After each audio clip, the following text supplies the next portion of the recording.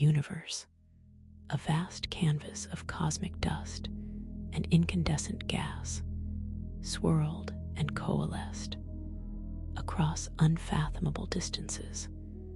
Gravity, the silent orchestrator, began its work, drawing together the elemental ingredients of our nascent world. From this celestial dance, a disk of matter took shape, and at its heart, our planet Earth began its fiery genesis. Imagine a time when the very air you breathe was an alien concept, when the ground beneath your feet was a perpetually churning sea of magma. Our planet's birth was not a gentle emergence, but a violent, incandescent baptism, a furious churning of primordial elements. It was a period of unimaginable heat, where molten rock flowed like rivers, and the sky itself may have been a searing, incandescent haze. Then came the rain, not of water, but of stone and iron. For eons, our young Earth was a target, a gravitational magnet for the debris left over from the solar system's formation. Asteroids, comets, and planetesimals pummeled its surface relentlessly. Each impact was an explosion of cosmic force, adding mass, heat, and a chaotic signature to Earth's already turbulent infancy. These bombardments were not mere events. They were formative processes, shaping the planet's crust, releasing volatile gases, and sealing the fate of its earliest geological epochs. The surface, still a molten inferno, would have been a far cry from the stable ground we know. It was a crucible, a forge, where the very building blocks of our world were hammered into existence.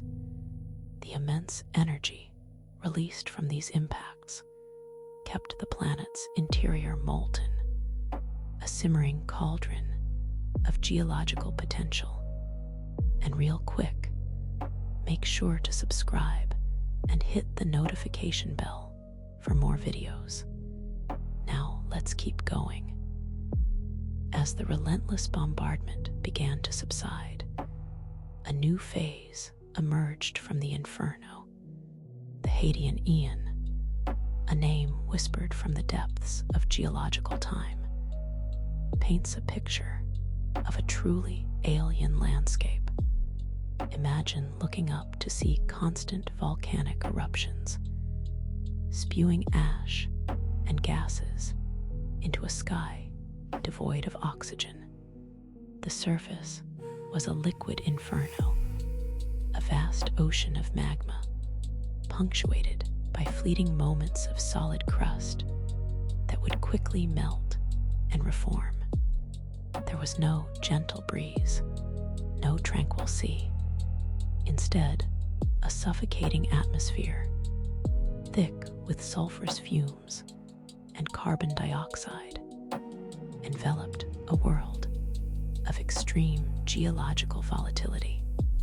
Continents, if they can be called that, were ephemeral rafts of cooling rock adrift on a sea of fire. The very air was toxic, a stark reminder of the immense energies at play, the raw power unleashed in the planet's infancy.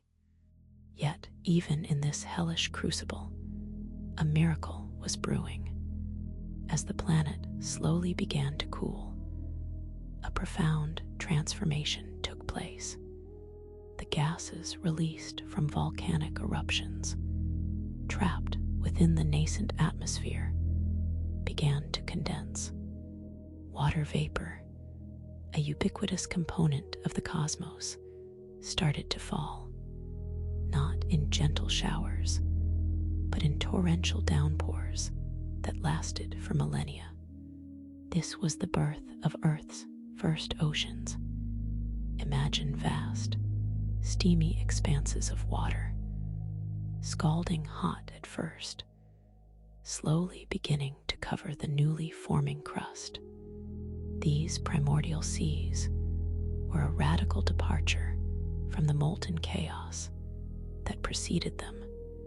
They provided a stable, if still incredibly hot, environment, a liquid medium where new chemical reactions could unfold, a cradle waiting for the first glimmer of life in these ancient, sunless depths, or perhaps in the steaming hydrothermal vents that punctuated the ocean floor. A question as old as time itself began to find its answer. How does inert matter organize itself into something living? Abiogenesis, the genesis of life from non-living chemical compounds, remains one of science's most profound mysteries. Theories abound, from the simple organic molecules forming in volcanic mud pots to complex self-replicating RNA strands appearing in primordial soup, perhaps lightning zapped simple compounds into amino acids, the building blocks of proteins, or maybe deep-sea vents spewing mineral-rich water provided the necessary energy and chemical gradients. The precise pathway is unknown, but the stage was set. The oceans, vast and teeming with dissolved minerals, held the potential for a revolution, a transition from mere chemistry to biology, and to witness the first true stirrings of this emergent life, we must delve into the very foundations of cellular existence, into the era known as the Great Oxidation Event. The oceans had cooled, the chemicals had mixed, and a nascent broth of simple life forms had begun to stir. For hundreds of millions of years, life existed in a relatively simple state. Single-celled organisms, perhaps simple colonies, drifting in the primordial seas. But then something shifted. The quiet hum of microbial life was about to be drowned out by a cacophony of new forms, a biological Big Bang that would forever alter the face of our planet. This was not a slow, gradual unfolding. This was an explosion. Around 541 million years ago, the fossil record, which had been comparatively sparse and uninformative, suddenly became a treasure trove. Within a geological blink of an eye, most of the major animal groups that exist today, the phyla, appeared in astonishing variety. Creatures with segmented bodies, those with internal skeletons, those with external shells, animals with legs, eyes, and mouths. They all seemed to emerge almost simultaneously. It was as if a hidden blueprint for animal life had been unlocked, allowing a dizzying array of complex body plans to materialize from the simpler forms that came before. Imagine looking back through geological time, sifting through layers of ancient rock, and finding only the faint imprints of bacteria and algae. Then you reach a specific stratum, and suddenly the rock is alive with the detailed outlines of animals with intricate structures, trilobites, ancient arthropods with their distinctive segmented bodies, and hard exoskeletons, became abundant. Sponges, mollusks, early chordates, the ancestors of vertebrates, including ourselves, all began to make their presence known. The sea floor, once dominated by microbes and soft, uninspired forms, was transforming into a vibrant, bustling ecosystem. The sheer speed of this diversification is what gives it its name, the Cambrian explosion. It was a profound moment, marking the dawn of complex animal life as we understand it. One of the most striking developments during this period was the advent of hard parts. Before the Cambrian, most life forms were soft-bodied, leaving behind only the most ephemeral traces in the fossil record. But then, organisms began to evolve mineralized skeletons, shells, and teeth. This was not a trivial innovation. These hard structures provided crucial advantages. They offered protection from predators, a sturdy framework for movement and support, and new ways to interact with the environment. Think of a soft creature struggling to move or defend itself. Now imagine that same creature gaining a protective armor, a rigid shell that could fend off blows, or a sharp beak for tearing food. This evolutionary leap allowed for greater size, increased mobility, and more sophisticated feeding strategies. It also meant that life would, for the first time, leave behind a clear and detailed record of its existence. These shells and skeletons, when buried and fossilized, would become the enduring testament to this transformative era, allowing us to peer back across the eons and witness the rise of incredibly diverse and complex life forms. This development of hard parts was a fundamental shift, paving the way for the intricate ecological webs that would soon dominate the oceans. The emergence of hard parts and more complex body plans inevitably led to a dramatic escalation in the evolutionary arms race between predator and prey. As some animals developed better defenses, others evolved more effective ways to attack. Sharp claws, powerful jaws, and specialized hunting appendages began to appear. In response, prey animals developed keener senses, faster escape mechanisms, and more formidable armor. This constant pressure and response dynamic fueled a remarkable acceleration in innovation. Life was no longer merely surviving. It was actively competing and specializing. Eyes began to develop, allowing for improved vision and the detection of both threats and opportunities. Complex nervous systems evolved to coordinate increasingly sophisticated behaviors, from ambush predation to coordinated group defense. The oceans, once a relatively calm environment, became a dynamic arena of life and death, where every new adaptation was met with a counter-adaptation.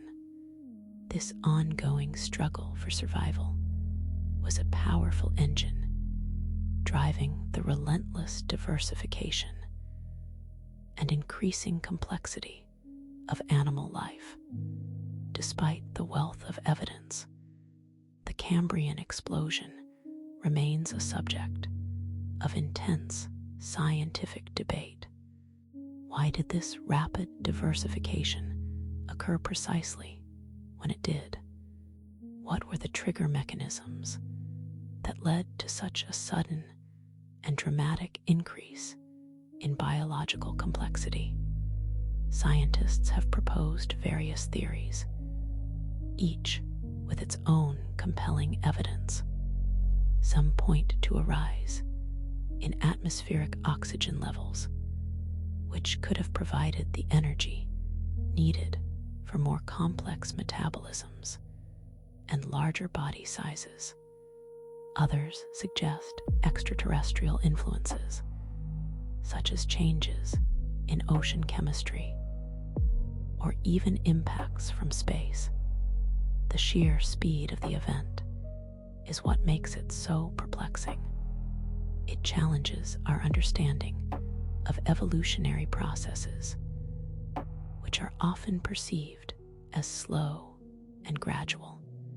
Was there a critical threshold in genetic complexity that was finally crossed, or did a series of environmental shifts converge to create the perfect conditions for such an unprecedented burst of life? The enigma of the Cambrian explosion continues to fascinate, reminding us that even in the deepest reaches of Earth's history, profound mysteries still lie buried, waiting to be unearthed. And to understand the forces that shaped this biological revolution, we must look to the very air we breathe and explore the era known as the Great Oxygenation Event. The oceans of the Silurian period shimmered with a new kind of life, following the abrupt branching of the Cambrian.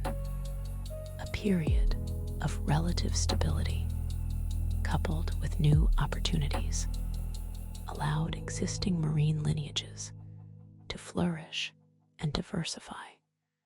The fundamental architecture of ocean ecosystems, established in preceding eras, was now being elaborated with remarkable speed. Forms that had emerged tentatively now found their niches, their bodies sculpted by the pressures and possibilities of their watery world. It was a time when the oceans truly became the cradle of innovation, a vibrant, living canvas painted with the emerging forms of a world finding its footing. The most striking development was the maturation of the age of fishes. After their ancient, jawless origins, the Silurian saw the rise of fishes with a revolutionary new feature: jaws. These were not the delicate structures we might imagine, but often formidable, bony plates that allowed for a more powerful bite, a greater range of prey, and a more aggressive engagement with the marine environment. Among the most formidable were the placoderms, often called armored fishes.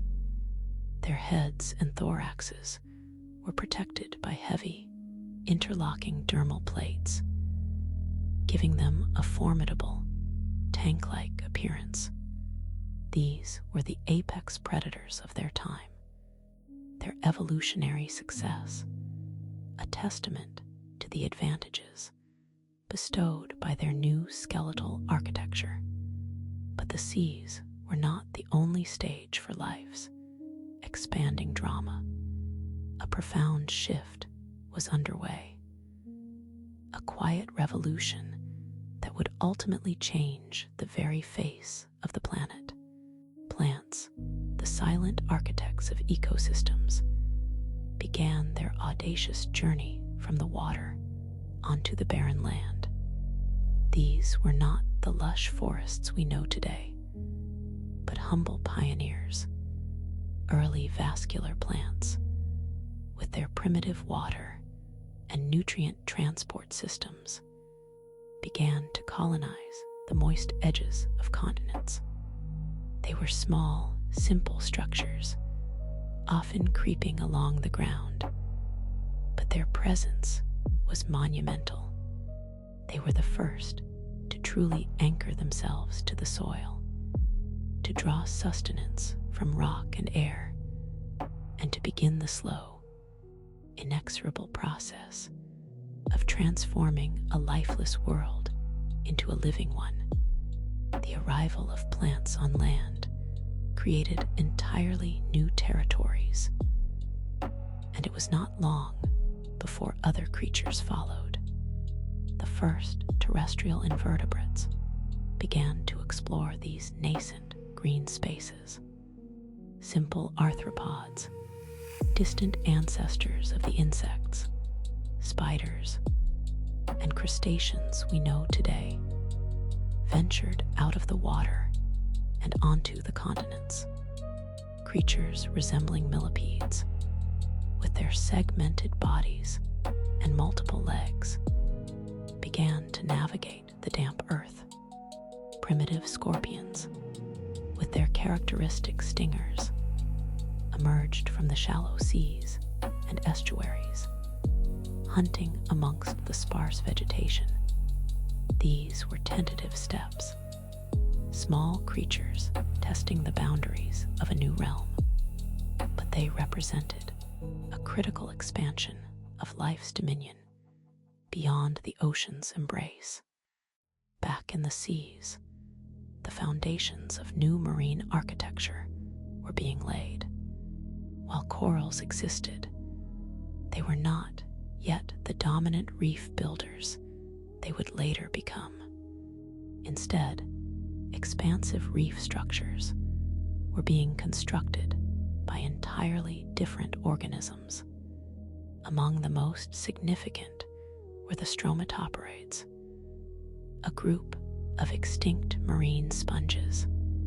These enigmatic creatures, with their intricate, often massive, laminated skeletons, formed extensive, wave-resistant structures. These Silurian reefs were not just geological formations, they were vibrant ecosystems, teeming with the newly diversified fish and invertebrates, providing shelter and complex habitats. They were the bustling cities of the ancient world, built by architects from the very stone of the ocean floor. And to truly appreciate the scale of these emerging marine metropolises and the pioneers of the land, we must delve deeper into the geological record to understand the fundamental shifts that made such diversification possible, particularly the critical role of atmospheric changes that we will explore in the Great Oxygenation Event. The shallow seas of the Silurian teemed with the nascent wonders of coral reefs, and the stirrings of terrestrial life were just beginning. But it was in the subsequent Devonian period, stretching from roughly 419 to 359 million years ago, that the Earth truly bloomed. This was an era of profound transformation, a slow, deliberate unfolding of life's potential. It is often hailed as the Age of Fishes, a title richly deserved, for the oceans became vibrant with an astonishing diversity of piscine forms. Yet the story of the Devonian is not solely aquatic. It is also the tale of a continent reshaped by the birth of the first true forests, a greening of the land that would irrevocably alter the planet's atmosphere and pave the way for the creatures that would eventually walk upon it. The oceans of the Devonian were a spectacle of innovation, the age of jawless fish, the ancient jawless forms that had dominated earlier epochs began to wane. In their place, fishes with jaws emerged, a groundbreaking evolutionary development that unlocked new predatory possibilities and ecological niches. Armored placoderms, with their formidable bony plates and powerful bites, patrolled the waters. Primitive sharks, sleek and efficient hunters, began their long reign. But perhaps the most significant innovation lay within the bony fish. Among them, the lobe-finned fish, with their fleshy fins supported by bone, held a particular promise. These fins, more limb-like than those of their ray-finned cousins, were the very seeds of terrestrial locomotion. They were exploring the submerged world, their fins acting as both stabilizers and rudimentary supports, a subtle hint of the terrestrial adventures to come. This diversification was not merely aesthetic, it was a fundamental reordering of marine life, a dramatic expansion of its complexity and power. The shift from sea to land was still a distant prospect for most creatures, but the very air was beginning to change. This massive diversification of marine life was intimately tied to changes occurring both in the oceans and on land. The emergence of the first true forests on land was a monumental event, one that would have cascading effects across the entire planet. Before the Devonian, plant life on land was largely limited to low-lying, moss-like vegetation and small, fern-like plants. But in this period, something radical occurred. Plants began to grow upwards, to develop true roots, vascular systems, and woody tissues. Archaeopteris, a pioneer of the Devonian forest, was a towering tree that dwarfed its predecessors. Its fronds resembled ferns, but its trunk was solid wood, reaching heights that would have been unimaginable just a few million years before. These early forests, spread across the continents, transformed landscapes. They stabilized soils, preventing erosion and creating deeper, richer substrates. The presence of these massive photosynthetic engines began to draw down atmospheric carbon dioxide and, crucially, release oxygen.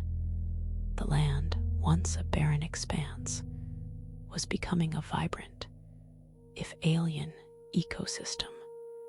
The advent of forests meant more than just shade and wood. These ancient trees, with their deep root systems, profoundly altered the terrestrial environment. They held the soil together, preventing the rapid erosion that had characterized earlier landscapes. This stabilization allowed for the accumulation of organic matter, creating fertile ground for further plant colonization.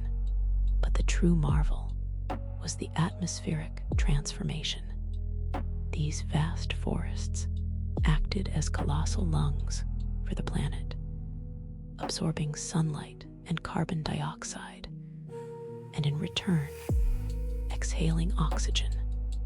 This slow but steady increase in atmospheric oxygen was a fundamental prerequisite for the evolution of more complex and energy-demanding life forms, both on land and in the sea.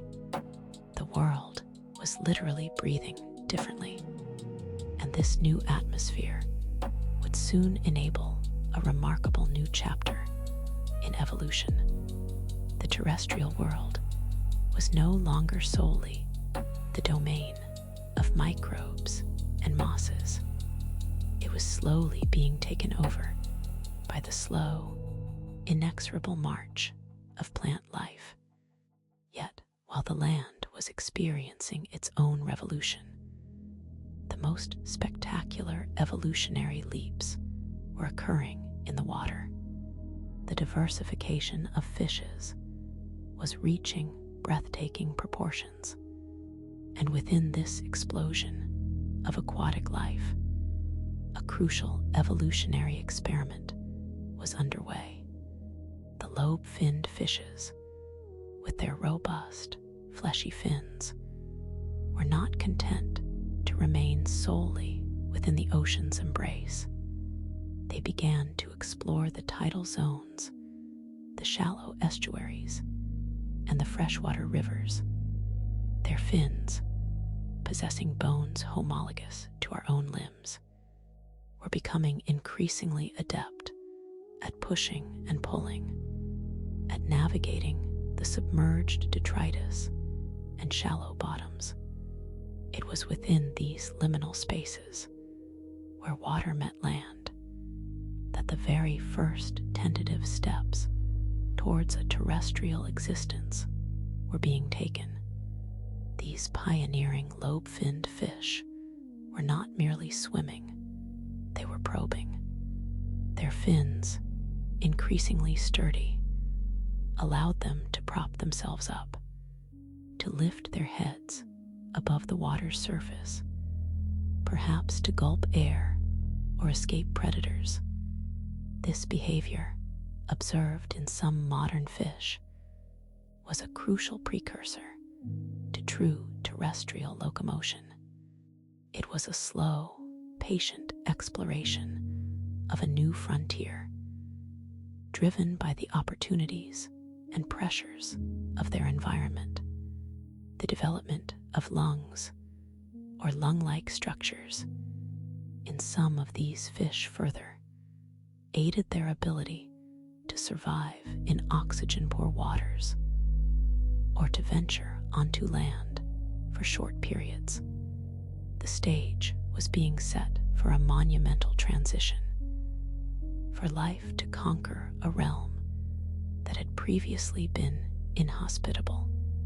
But as life expanded and diversified with such unprecedented vigor, it also laid the groundwork for a dramatic undoing, a stark reminder of the fragility of even the most dominant ecosystems. The Devonian period, a time of flourishing and innovation, was not destined to end without consequence. The very success of life, its rapid expansion and diversification, created new vulnerabilities. As the period drew to a close, a series of catastrophic events swept across the planet, particularly devastating to the vibrant marine ecosystems that had so recently thrived. The late Devonian extinction event, a protracted period of biological upheaval rather than a single cataclysmic moment, saw the demise of numerous species. The once dominant placoderms, those heavily armored fish, were largely wiped out. Many trilobite species vanished, and the burgeoning diversity of ammonoids suffered significant losses. The very reefs that had been so spectacularly built by stromatoporids and other organisms were severely impacted, with many reef-building groups disappearing entirely. The causes of this mass extinction are still debated, but a confluence of factors likely contributed. The increasing oxygen levels on land, a byproduct of the burgeoning forests, may have led to changes in ocean chemistry perhaps causing widespread anoxia in the deep oceans. Volcanic activity and associated climate shifts could also have played a role, causing rapid changes in sea level and temperature. Whatever the precise triggers, the late Devonian extinction served as a brutal punctuation mark, a stark reminder that even periods of apparent evolutionary triumph are subject to profound and often devastating disruptions. The world reshaped itself, and the survivors, particularly amongst the fishes, would carry the legacy of this age into the new era. To understand how life managed to recover and what new forms emerged from the ashes of this extinction, we must peer into the subsequent period and examine the emergence of the amphibians, the true pioneers of the land. The world after the Devonian extinctions was a world poised for a new kind of growth, a lushness unseen before. Great, humid continents sprawled across the globe, draped in a verdant tapestry of life that would fundamentally alter the planet's chemistry and geology. This was the Carboniferous, a period defined by its vast, sprawling swamps.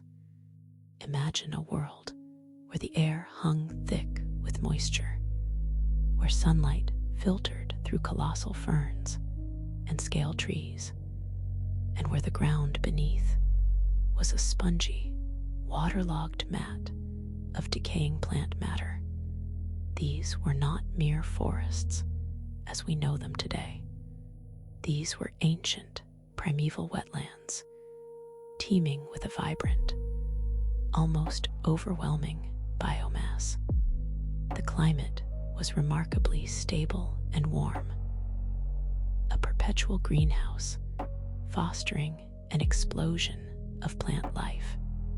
Vast expanses of low-lying land, particularly Gondwana and Laurasia, became saturated, creating ideal conditions for these enormous swamp ecosystems to thrive. The dominant flora wasn't the flowering plants we recognize now. Instead, towering tree ferns, the lepidodendron and sigillaria, dominated the landscape. These were immense, scale-barked trees that could reach heights of over 100 feet, their trunks resembling segmented pillars. Alongside them grew horsetails, or calamites, which grew in dense thickets, their jointed stems forming an understory that dripped with condensation. And then there were the lycopods, ancient relatives of club mosses, but on a truly gargantuan scale. Their extensive root systems spread through the waterlogged soil, trapping sediment and nutrients. This period saw an unparalleled rate of photosynthesis, the sheer volume of plant life drawing carbon dioxide from the atmosphere and releasing oxygen was staggering. It was a planetary exhale, a verdant lung that was slowly but surely changing the very air we breathe. This constant cycle of growth and decomposition in an oxygen-rich, waterlogged environment set the stage for some of the most significant transformations in Earth's history, including the rise of creatures adapted to this humid, oxygen-saturated world. But these swamps were not just about plants.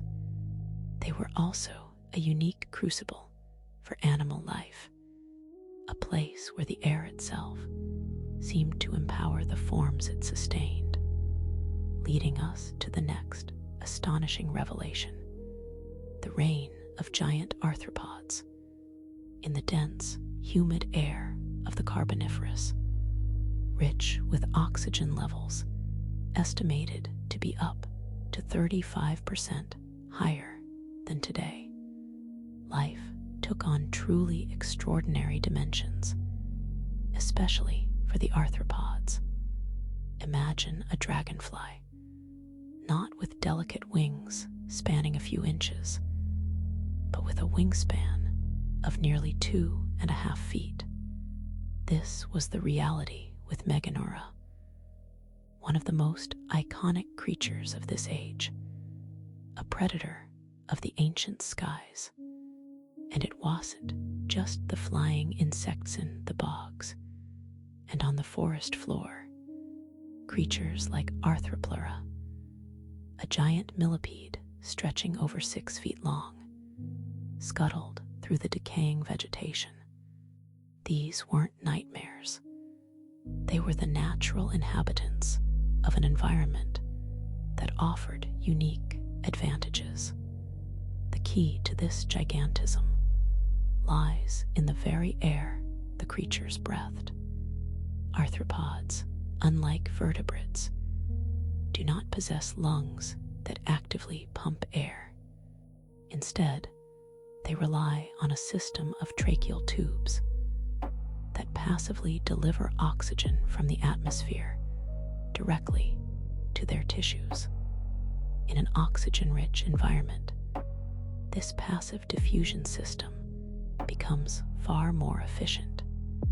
Higher ambient oxygen concentrations allowed for a greater rate of metabolic activity, and thus the ability to support larger body sizes. The limitations imposed by oxygen diffusion in the tracheal system were effectively lifted, allowing evolution to experiment with forms we can only marvel at today. These giant arthropods were not just curiosities. They played significant roles in the Carboniferous ecosystems. Predatory insects likely controlled populations of smaller invertebrates, while the giant millipedes, though seemingly formidable, were likely detritivores, helping to break down the immense amounts of decaying plant matter in the swamps. Their existence speaks to a world where the rules of scale were different, where the very composition of the atmosphere permitted a flourishing of life that seems almost alien to us now. It was an age of primal abundance, but this rampant growth, this unchecked proliferation of life, also had a profound consequence, burying itself beneath the surface and setting the stage for the formation of the very fuels that would power future civilizations. The great coal beds, the relentless growth, and subsequent decay in the Carboniferous swamps created an unprecedented geological event, the formation of vast coal deposits. Imagine the colossal trees, ferns, and other plant life that thrived in those humid environments.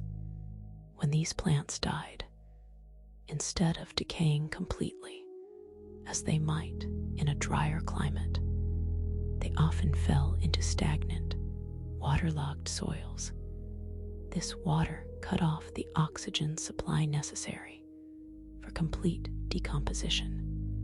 The plant matter accumulated layer upon layer, a dense, wet mat of partially decomposed organic material called peat. Over millions of years, the continents shifted, and these peat-rich regions were gradually buried under layers of sediment, sand, mud, and silt brought by rivers and seas. The immense pressure from these overlying sediments, combined with the heat generated by the Earth's interior, began to transform the peat. This process, known as coalification, is a slow chemical and physical metamorphosis. Initially, the peat becomes lignite, a soft, brownish coal.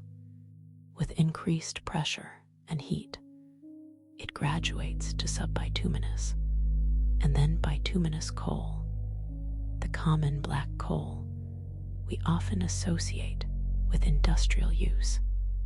If the pressure and heat were even more intense and prolonged, the result would be anthracite, a hard, clean-burning coal.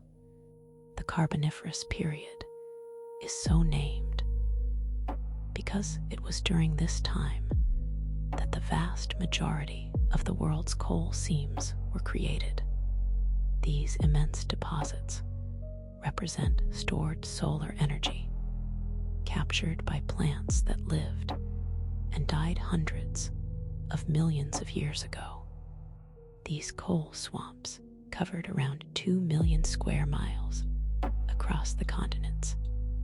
They were a global phenomenon, a testament to the sheer scale of plant productivity during this era. This buried biomass is not just a geological curiosity.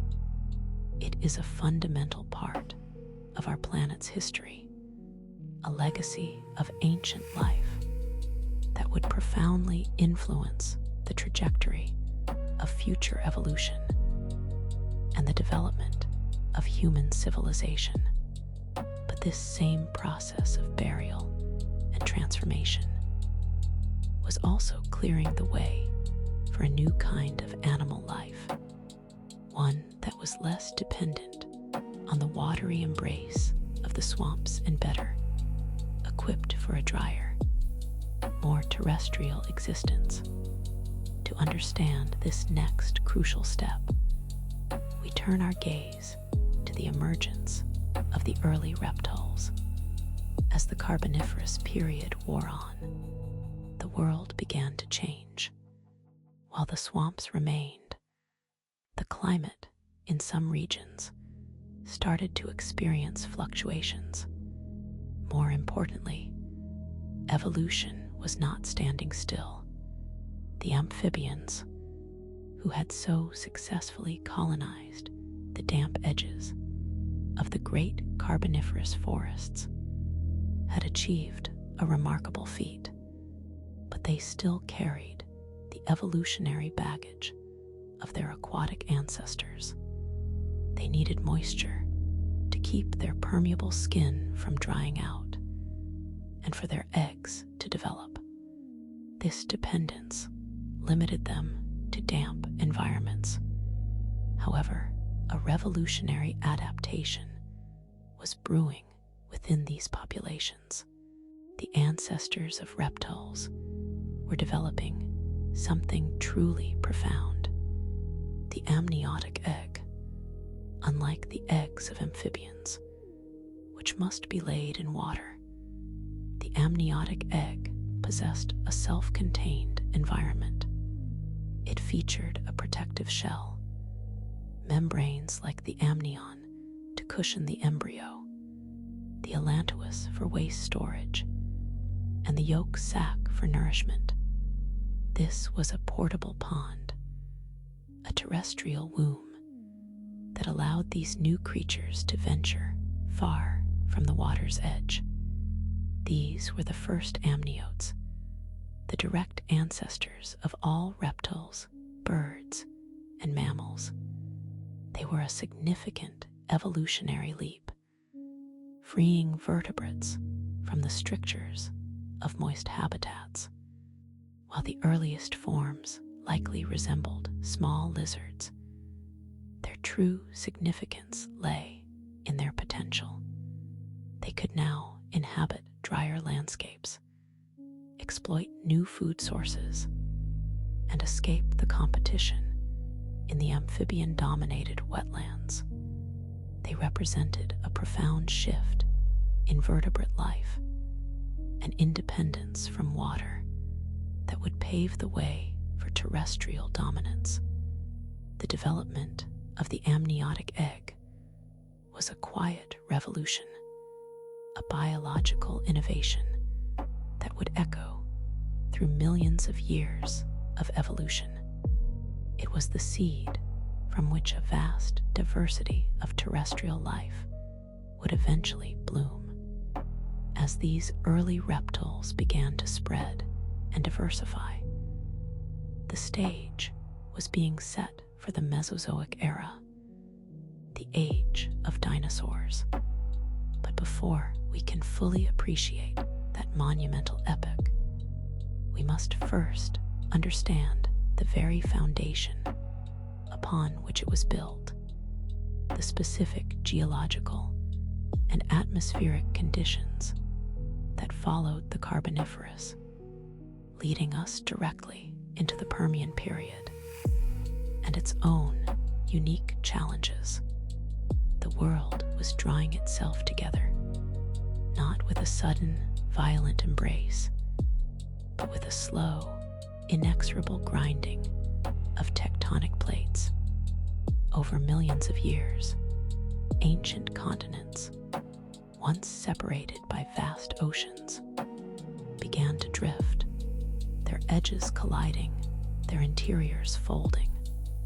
This immense geological ballet culminated in the formation of Pangaea, a colossal supercontinent that encompassed nearly all of Earth's landmass. Imagine a single gargantuan island stretching from pole to pole, a vast expanse of rock and soil.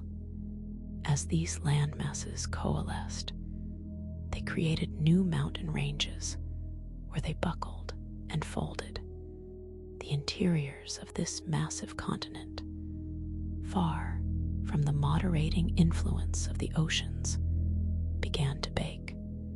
The vast Pangaea enclosed a colossal interior, a place where weather systems could spin and rage for immense distances without being broken by oceanic moisture. This was the dawn of true continental climates, extreme and unforgiving. The sheer scale of Pangaea fundamentally altered global weather patterns. The great interior regions became incredibly arid, developing some of the largest deserts the Earth has ever known. Inland seas, once common, began to shrink and disappear, leaving behind salt flats and evaporites. The once lush swamp forests of the Carboniferous, remnants of which still clung to existence, were now facing an existential threat. The shift was profound. Life had enjoyed a period of relative abundance and diversity, particularly in the humid, swampy environments. Now, vast swathes of the planet were becoming inhospitable, characterized by scorching sun and scarce water. Many species, adapted to these specific conditions, found themselves stranded in an increasingly hostile world. The pressure on these ecosystems was mounting with every continent that docked. This global rearrangement of land and sea had a cascading effect on the atmosphere and oceans. The colossal landmass concentrated heat, leading to increased temperatures. The circulation of ocean currents, so vital for distributing heat and nutrients, was dramatically disrupted by the new continental configuration. The very chemistry of the oceans began to change, becoming warmer and, in some regions, more acidic. The stage was set for transition that would redefine life on Earth. The world was becoming a harder, drier place, a crucible for evolution. The amniotes, with their terrestrial eggs, were poised to take advantage of these new, drier landscapes. But the entire biosphere was about to face its greatest test. We have seen the continents unite and the land dry out. But the true consequence of this planetary transformation was yet to unfold. This slow assembly of Pangaea and the subsequent aridification would lead us to the brink of the most devastating event in Earth's history. The Permian period was a time of immense geological and climatic change, a vast sweep of time that saw the planet transform. As the rock layers from this era are examined, they tell a story of increasing aridity, of shifting sands and shrinking water bodies. The life forms that had thrived in the preceding periods found themselves struggling, adapting, or perishing. But even these struggles paled in comparison to what was coming. The Earth had been through periods of change before, but the scale and speed of the coming crisis were unprecedented. The very fabric of life was about to be torn asunder. The fossil record, like a silent witness, shows a stark decline in biodiversity as the Permian drew to a close. It is a chilling testament to the fragility of life in the face of overwhelming planetary forces. The evidence is etched in the rock, a story of mass extinction. The transition from the Permian to the Triassic periods is marked by a thin but profound depositional layer. Within this layer, the vibrant tapestry of life, as it was known, is reduced to a skeletal remnant. It is a boundary that whispers of an unimaginable catastrophe. The question that looms as we look upon this stark geological divide is what force could possibly bring the planet's biosphere to its knees so completely. The Permian-Triassic extinction event, often called the Great Dying, stands as a chilling monument to Earth's capacity for self-destruction. It was not a gentle fading, but a violent global purge. An estimated 96% of all marine species vanished, a loss so profound that the oceans were rendered almost barren. On land, 70% of terrestrial vertebrate species were annihilated, leaving behind a silent, empty world. This was not merely the extinction of a few species. It was the unraveling of entire ecosystems. The intricate webs of life that had taken hundreds of millions of years to weave were shredded in an instant. Geologically speaking, imagine a vibrant coral reef teeming with countless forms of life, reduced to rubble and dust. Imagine forests, once alive with the sounds of insects and the rustling of leaves, falling silent and still. The impact reverberated through every level of the food chain, from the smallest plankton to the largest predators. Few lineages survived. Those that did emerge from the ashes were often simple, resilient organisms, able to endure the harsh conditions that followed. The diversity that had characterized the Permian was gone, replaced by a stark, monochromatic landscape populated by a select few survivors. The scale of this devastation is difficult to comprehend. It was a reset button for the planet, a catastrophic event that cleared the slate, making way for entirely new evolutionary trajectories. The survivors, though few, carried the genetic legacy of the past, and it was from these embers that the fires of new life would eventually be rekindled. Yet the shadow of this end looms large. The sheer totality of the Permian-Triassic extinction begs for an explanation. What could unleash such widespread devastation? The fossil record and geological evidence point to a cataclysm of immense proportions, but the exact trigger remains a subject of intense scientific inquiry. We see the aftermath, the stark emptiness, but the precise nature of the bullet that struck the planet is still debated.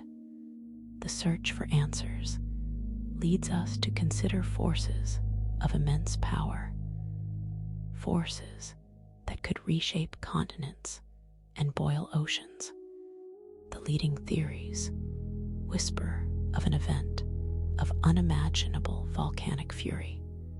Slabs of Earth's mantle, perhaps an area now known as the Siberian Traps, may have erupted with a ferocity that dwarfs anything seen in recorded human history.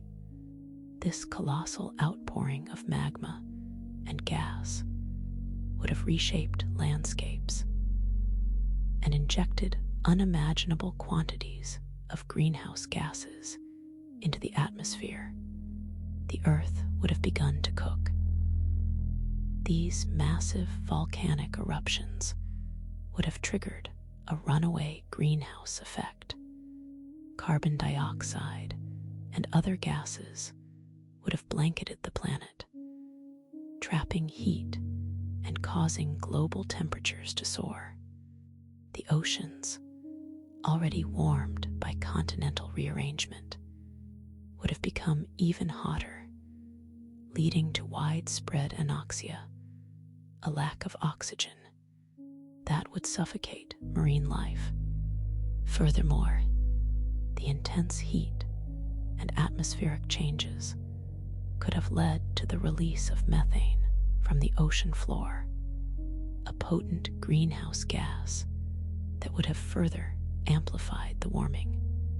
Acid rain, a consequence of volcanic sulfurous gases, would have acidified soils and freshwaters, creating an environment toxic to many terrestrial organisms. The air itself would have become a poison. The interconnectedness of Earth's systems meant that a single, massive event could cascade into a planetary catastrophe. The volcanic activity, the climate change, the ocean acidification, the anoxia, all these factors would have combined to create a perfect storm of extinction. It was a holistic assault on life, leaving very few places to hide. But the exact initiating spark, the precise sequence of events, is what continues to fascinate and perplex us. The immense power of the Earth's interior is laid bare, and its potential for destructive force is truly awe-inspiring. We are left to ponder the exact nature of this ancient inferno and how it reshaped the very possibility of life on our planet. And to understand the scale of this planetary fever, we must delve deeper into the atmospheric and oceanic disruptions that defined the Great Dying. The Earth, scarred and silent, began its slow exhale, the suffocating blanket of volcanic gases had thinned. The acidic rains had finally ceased their assault, and the oceans, though still brooding with lingering heat, had begun a sluggish return to something resembling habitability. Life's grand tapestry, so violently torn asunder by the Permian extinction, was not so much mended as it was painstakingly rewoven, thread by agonizing thread.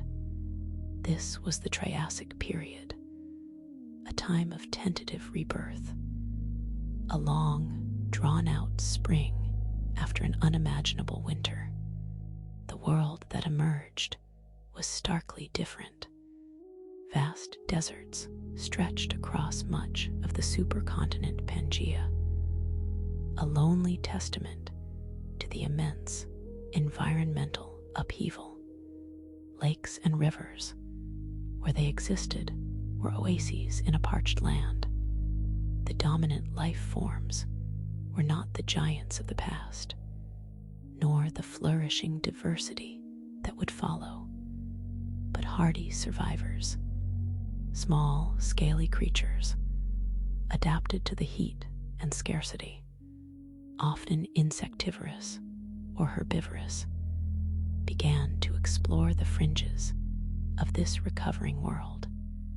It was a landscape of opportunity for the resilient, a stark canvas upon which life would slowly, deliberately paint itself anew. But the recovery was far from uniform. The fossil record tells a story of immense gaps, of ecosystems struggling to find their footing. Certain species, incredibly specialized, had vanished forever, leaving ecological niches empty. Others, more generalist in their needs or more adaptable, found themselves with a sudden, albeit precarious, foothold. The microbial communities in the oceans, the fundamental engineers of many biological processes, had been devastated. Their slow resurgence was the bedrock upon which all other recovery would depend. This patient, almost imperceptible rekindling of life's engine is the first chapter of the Triassic, a quiet testament to life's stubborn will to persist.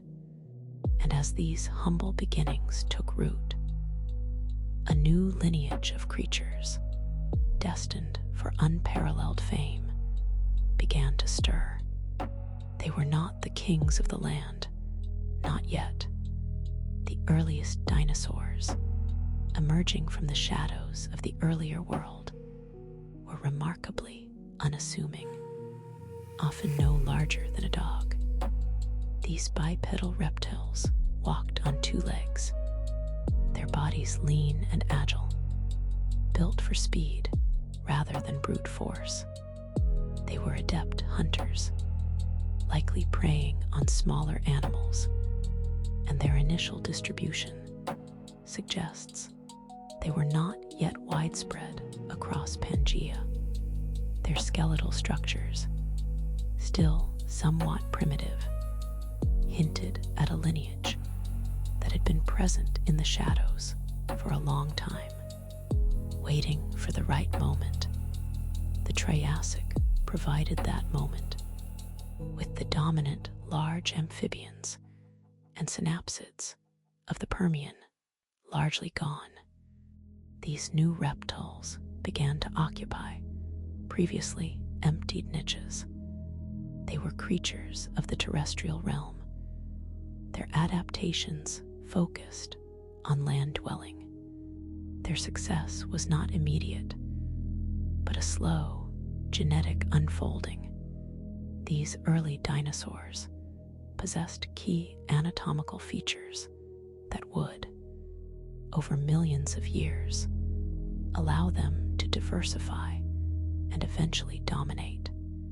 Their upright posture, for instance, was an efficient way to move on land and would prove advantageous as they grew larger and more active.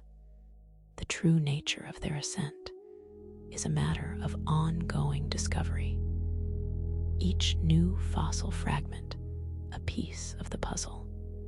But the emergence of these small, fleet-footed dinosaurs marks a pivotal moment in Earth's history. They were the nascent dawn of an era, a quiet promise of the giants to come. They were not yet the thunderous footsteps that would shake continents, but the subtle rustling in the undergrowth, the first tentative steps towards an empire. And as life reformed on land, the oceans also began to refill with ancient, yet new, forms of life. The seas, once a graveyard, slowly began to teem once more, albeit with different players. The ancient marine reptiles that had survived the great dying, or perhaps new lineages that had evolved in its wake, began their own spectacular diversification. Among the most striking were the ichthyosaurs, dolphin-like creatures that adapted to an entirely aquatic existence, giving birth to live young and never returning to land. Their streamlined bodies and powerful tails were perfectly suited for hunting in the open ocean, their large eyes suggesting a reliance on keen vision in the dim underwater light. Alongside them swam the plesiosaurs and their relatives, the pliosaurs. These animals possessed long necks, or in the case of pliosaurs, powerful jaws and shorter necks, along with paddle-like limbs that propelled them through the water.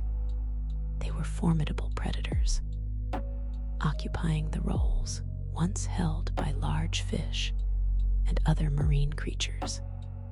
The oceans in the Triassic became a vibrant, albeit evolving, ecosystem, with these marine reptiles becoming the apex predators.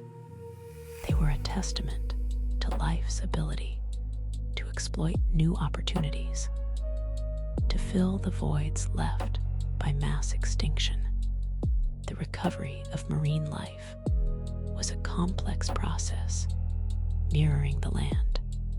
Some groups that had been dominant before the Permian catastrophe never returned, while others, like these reptiles, found themselves in a world where competition had been drastically reduced.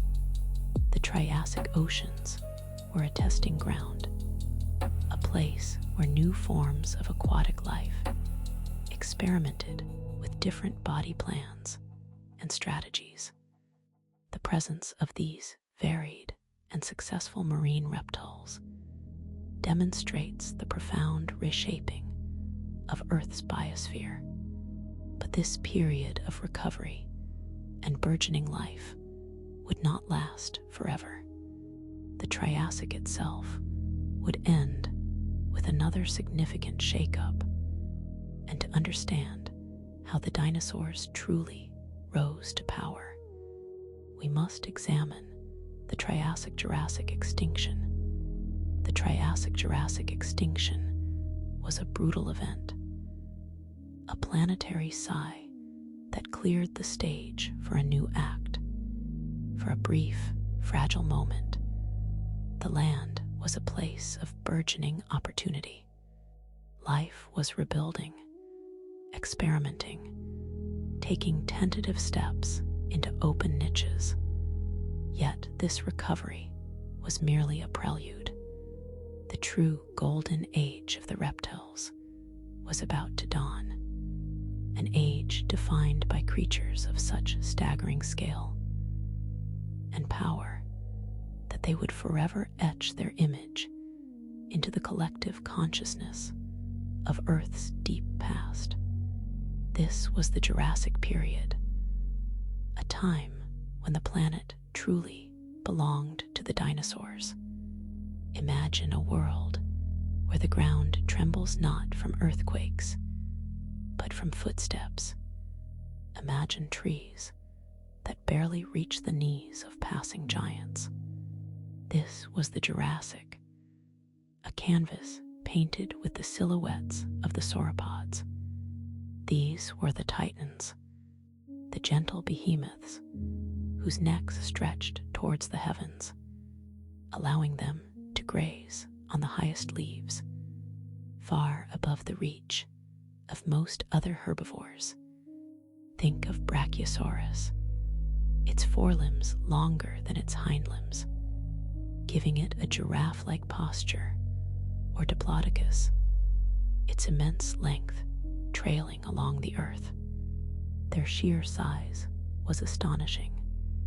These animals were not merely large, they were gargantuan, some exceeding the length of a school bus and weighing more than a herd of elephants.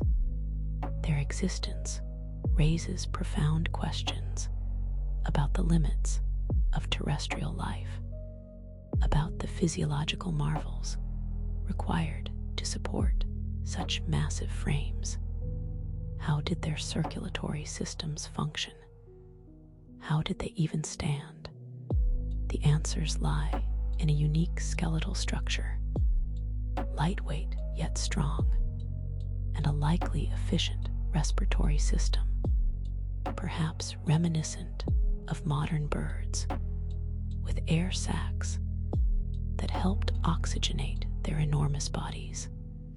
But the layer beneath tells a stranger story about the forces that shaped these giants. And to understand their dominance, we must look to the predators that stalked their shadows, while sauropods commanded the landscape with their sheer mass. The Jurassic was also the domain of terrifying hunters.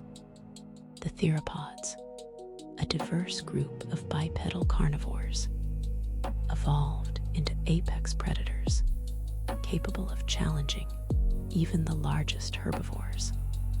These were not the lumbering beasts of the Triassic.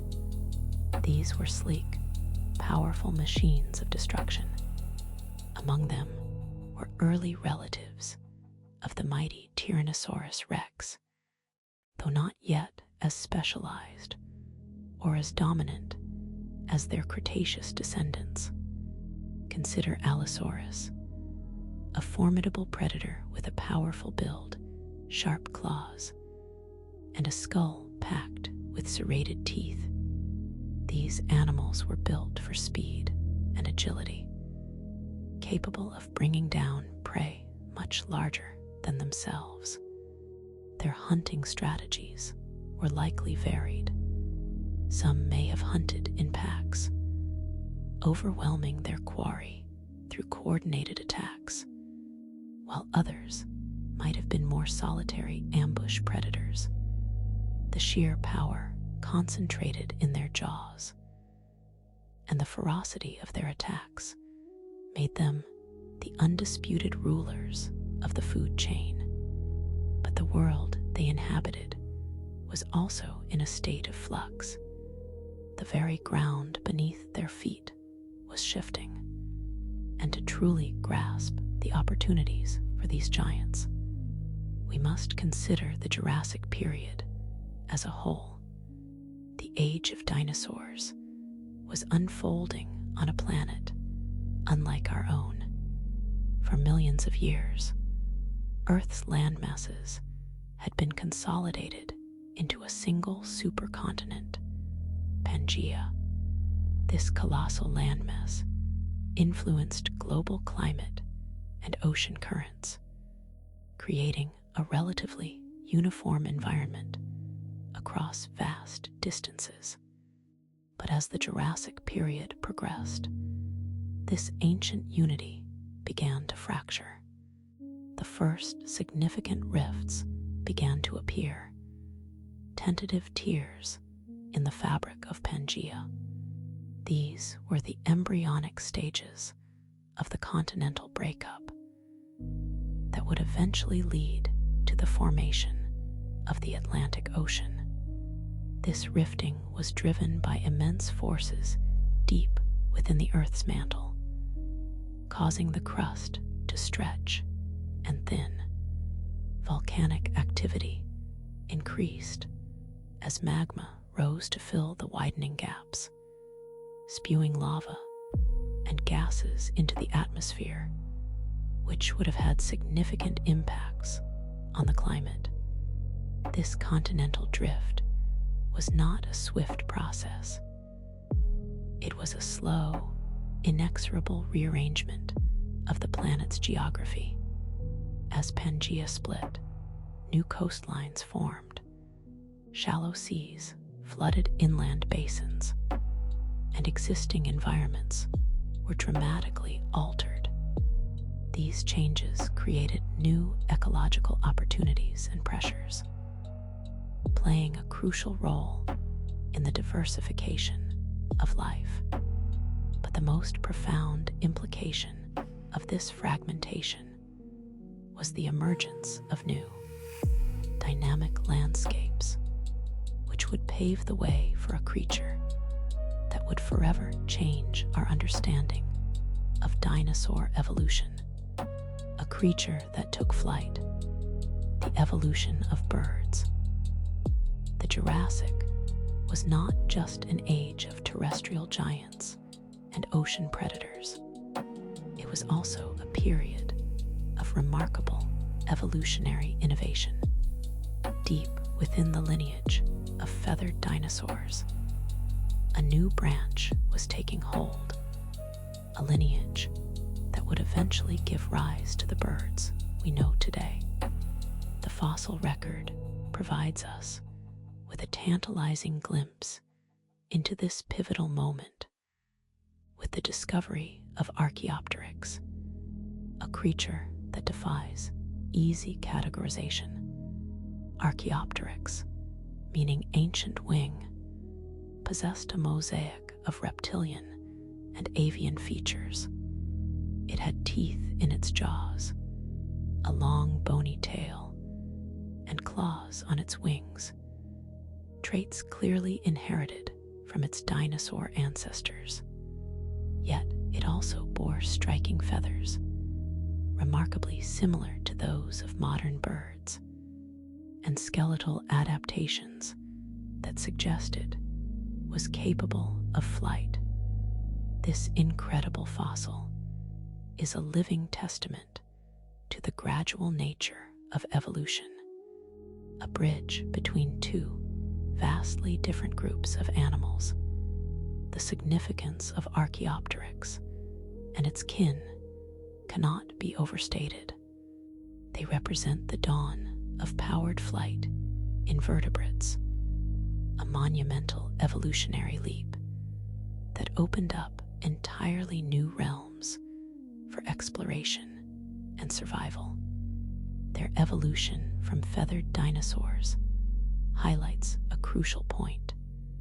Many of the characteristics we associate with birds, such as feathers, may have initially evolved for purposes other than flight, such as insulation or display. As continents continued to drift and the climate shifted, this new lineage would find its own unique path. To understand the long-term implications of this avian evolution and the changing Earth, we must turn our gaze to the Cretaceous period dawns. The world was transforming in ways subtle yet profound as the great continental plates continued their slow ballet across the Earth's mantle. New forms of life began to emerge, reshaping the very tapestry of the land.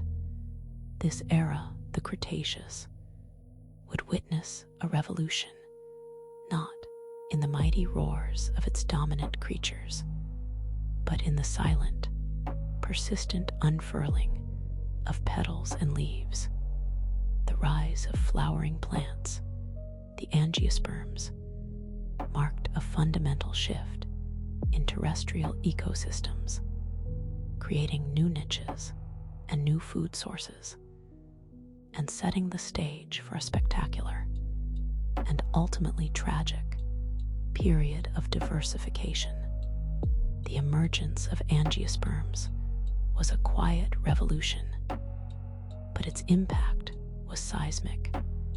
These plants, with their complex reproductive structures and their ability to produce seeds enclosed within a protective fruit, offered a significant evolutionary advantage.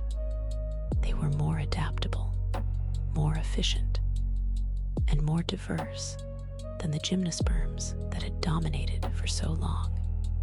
Their rapid spread across the globe meant that landscapes began to bloom with a riot of color and scent.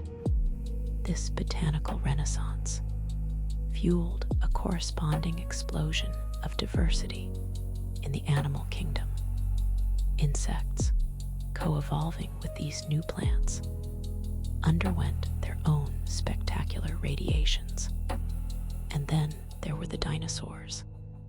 The Cretaceous was their golden age, a time when their forms reached incredible complexity and their reign seemed absolute. The oceans teemed with life, and on land, the dinosaurs were the undisputed monarchs.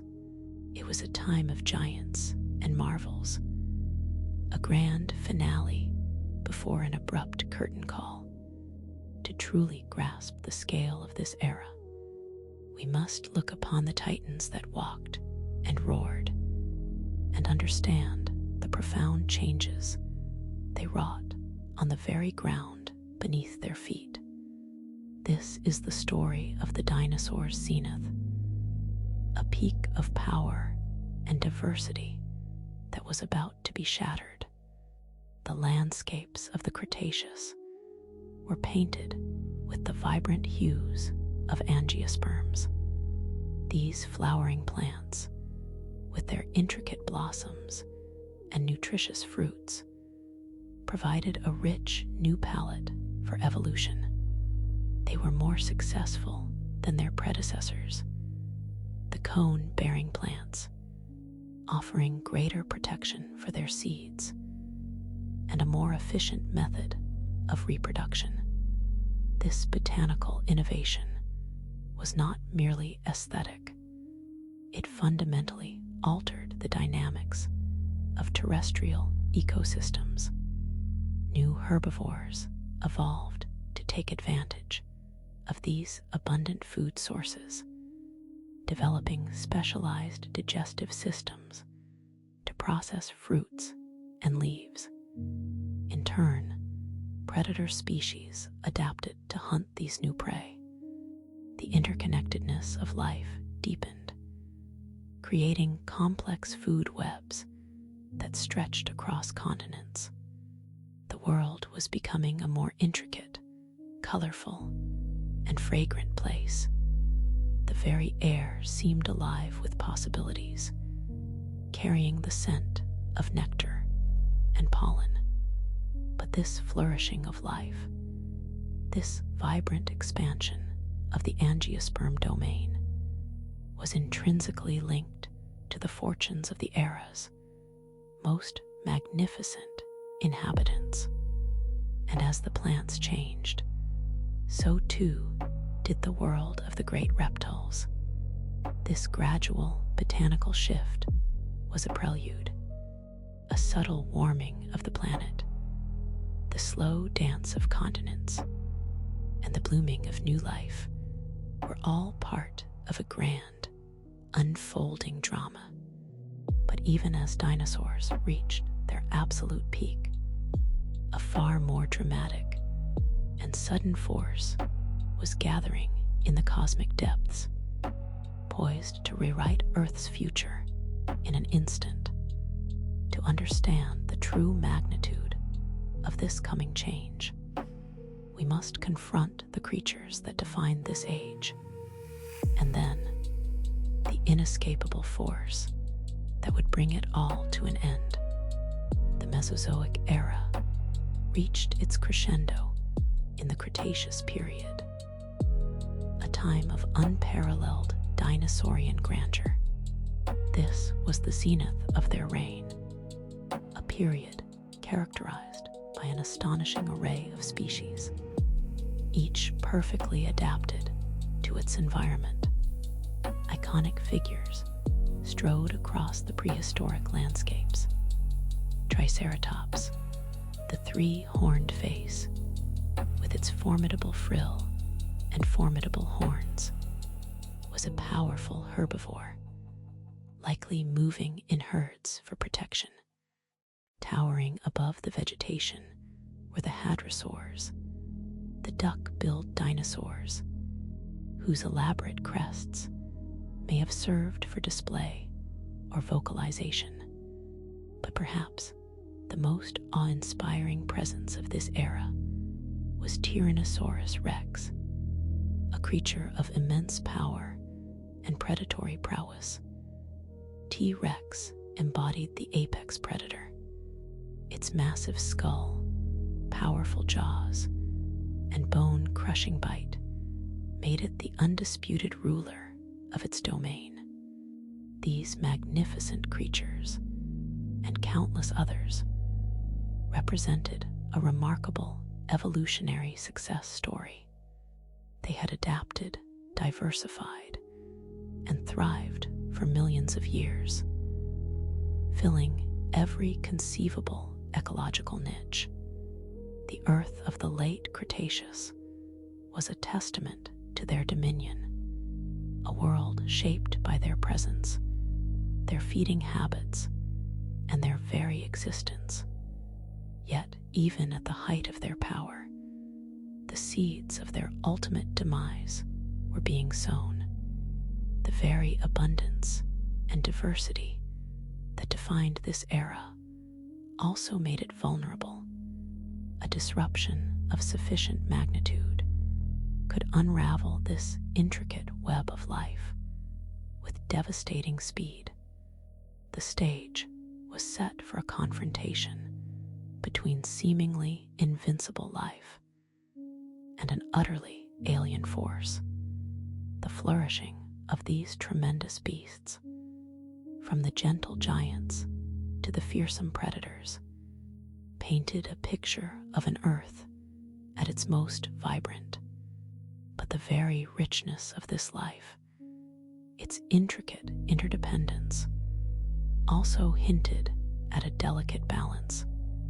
For as magnificent as these creatures were, their world was about to face a force that would test the resilience of all life, a force originating not from within the earth, but from the vast and silent expanse of space. To fully comprehend the abrupt end to this age of dinosaurs, we must turn our attention to the heavens, to the cosmic event that would mark this planet forevermore. The late Cretaceous was a period defined by an astonishing diversity of life, a vibrant ecosystem teeming with incredible creatures. Yet the Earth was also on a collision course with a cosmic destiny. The seemingly stable world was about to be irrevocably altered by an event of unimaginable power. 66 million years ago, a colossal asteroid, estimated to be 10 to 15 kilometers wide, hurtled through space. Its trajectory was set. Its destination the shallow waters off the coast of what is now the Yucatan Peninsula in Mexico. The impact itself was an event of cataclysmic proportions.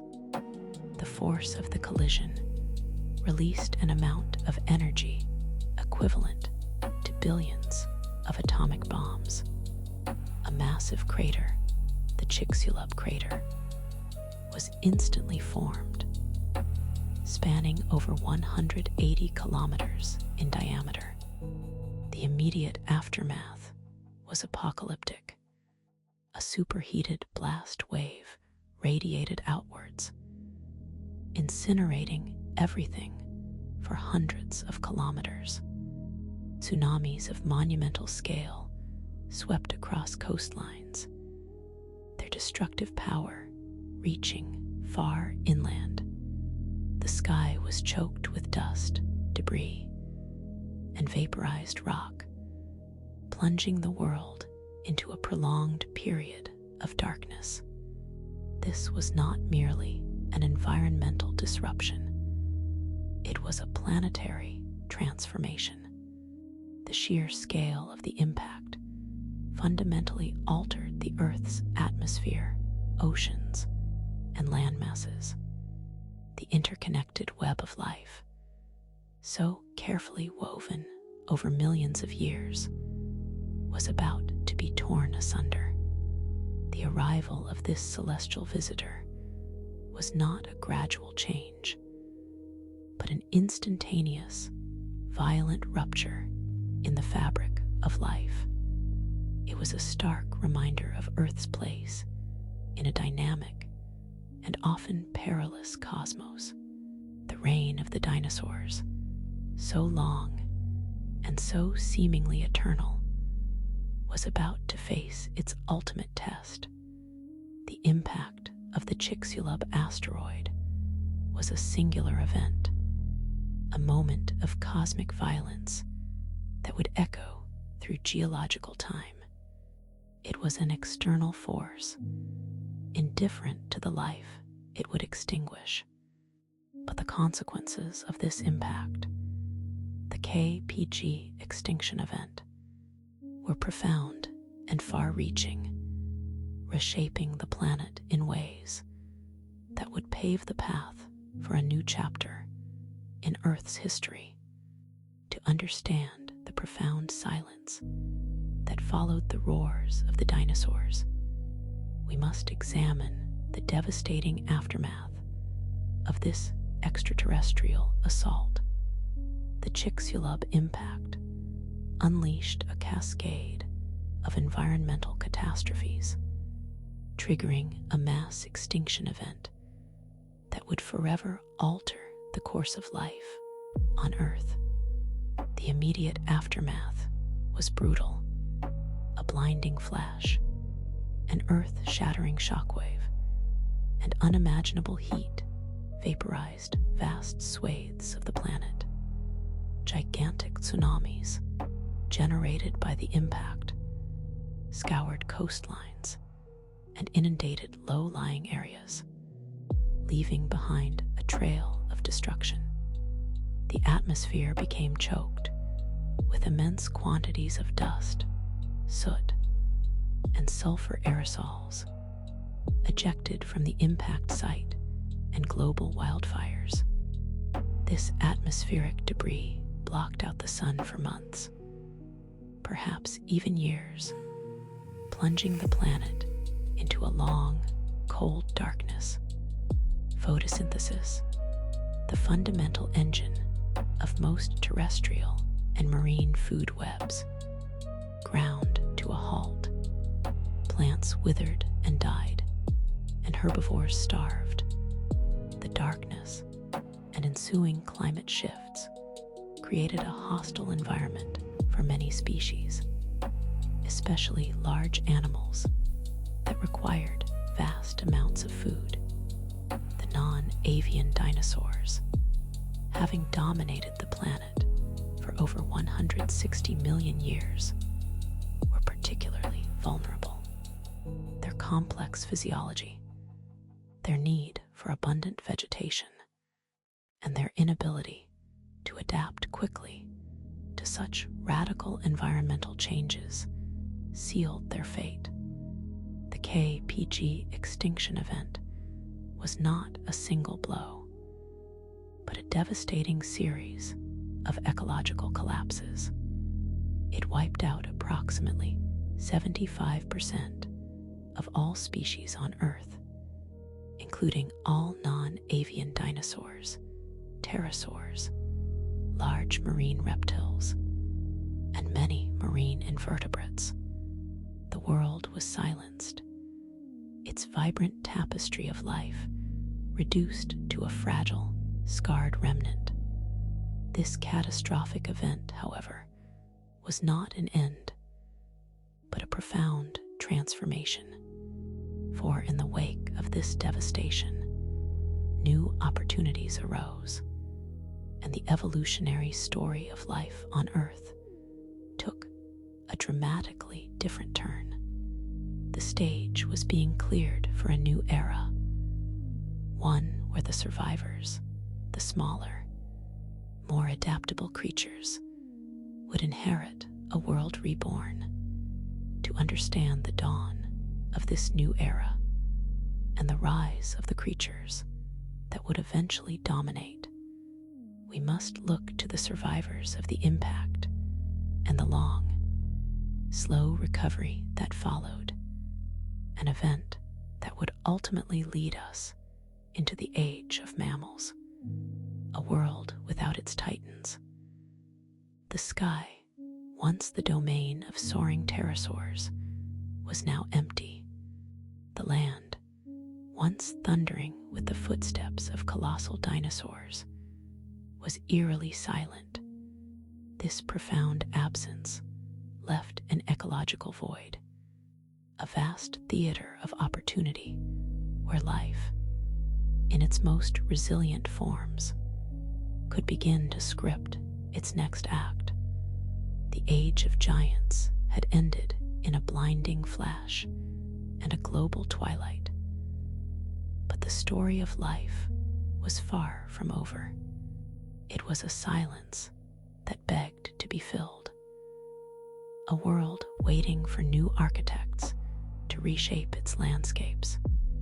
The immediate aftermath of the KPG extinction was a period of profound scarcity. Life clung to existence in a drastically altered environment. Yet within this devastation lay the seeds of a monumental shift. The niches, once occupied by creatures of immense size and specialized needs, were now open. This was not a mere reset, but a fundamental reordering of the planet's biosphere. Consider the humble mammal, the small, shrew-like creatures that had scurried in the shadows of dinosaurs for eons. They were small, yes, but they possessed a remarkable adaptability, a capacity for rapid reproduction, and a flexible diet that allowed them to weather the cataclysm. They were the survivors, the ones who could find sustenance in the ruins and shelter from the harsh new conditions. This period of emptiness was a crucible, forging a new future for the planet's fauna. The ground was fertile, not with soil, but with evolutionary potential. The echoes of extinction were still fresh, a stark reminder of vulnerability, but they also whispered of a boundless frontier for those brave enough to explore it. To grasp the true scope of this renewal, we must delve into the astonishing diversification that defined the Paleogene period. The Earth, stripped bare of its reptilian monarchs, was a canvas of quiet anticipation. The great herbivores, the plant munchers of the Mesozoic, were gone. The fearsome carnivores that had hunted them were also extinguished. This was an unprecedented ecological vacuum, a profound silence where roars and trumpeting once echoed. Imagine forests where no behemoths browsed, plains where no colossal predators stalked, The very structure of ecosystems had been shattered. This absence was a powerful invitation. It was an open invitation for life to explore new forms, to occupy the empty spaces, and to redefine what it meant to be dominant on this planet. The creatures that had survived the fiery demise, the smaller, often nocturnal mammals, found themselves in a world where the primary competition had been eliminated. They were no longer relegated to the margins. They no longer had to hide. The vast resources that had been consumed by dinosaurs were now available, in a sense, to any organism that could utilize them. This was a moment of profound ecological freedom. It was a freedom born of tragedy, a chance for a new chapter in the grand book of life. The evolutionary pathways that had been blocked for millions of years were suddenly unimpeded. The latent potential within these surviving lineages began to unfurl, not slowly, but with a remarkable and rapid burst of innovation. This new era demanded a new exploration of life's possibilities, and the survivors were poised to deliver. To understand this explosive creativity, we must examine the astonishing explosion of mammalian forms that followed. In the wake of the dinosaurs' disappearance, a silent, furry revolution began. Mammals, long living in the shadows, emerged into the light, not as timid scavengers, but as ambitious pioneers. This was not a gentle unfolding, but a rapid and diverse proliferation, an evolutionary explosion known as mammalian radiation. Think of it as 1,000 different doors opening at once. Each ancestral mammalian lineage had the potential to branch out, to adapt to new diets, new climates, and new ways of life. They began to fill the ecological theaters left vacant by the extinct giants. From the arboreal acrobatics of early tree dwellers to the swift pursuits of ground runners, mammals experimented with every conceivable form and function. This diversification was fueled by an abundance of resources and a lack of established competition. The planet offered a wealth of new opportunities, and mammalian biology, with its warm-bloodedness, its adaptability, and its nourishing milk, proved exceptionally well-suited to seize them. Suddenly, forms we recognize today began to take shape. The ancestors of rodents, cats, dogs, and a bewildering array of other creatures began to populate the earth. It was a breathtaking testament to life's capacity for innovation. The simple framework of mammalian physiology became a blueprint for extraordinary variety. Each new form represented a unique solution to the challenges and opportunities of a world reborn. This period was a vibrant, dynamic chapter, showcasing the boundless potential locked within a single, ancient evolutionary blueprint. But what specific forms, what groundbreaking lineages emerged from this fertile ground? To discover this, we must look to the ancestors of some of the most iconic creatures on Earth. As mammals diversified, certain lineages began to explore particular particularly specialized avenues of evolution. Among these, the ancestors of primates and whales stand as profound examples of adaptation, charting radically different courses from their common mammalian heritage. Consider the primate lineage. These early forms, often small and arboreal, developed adaptations for grasping, for keen vision, and for complex social behaviors. They were the forerunners of a group that would eventually develop the capacity for abstract thought, tool use, and intricate communication.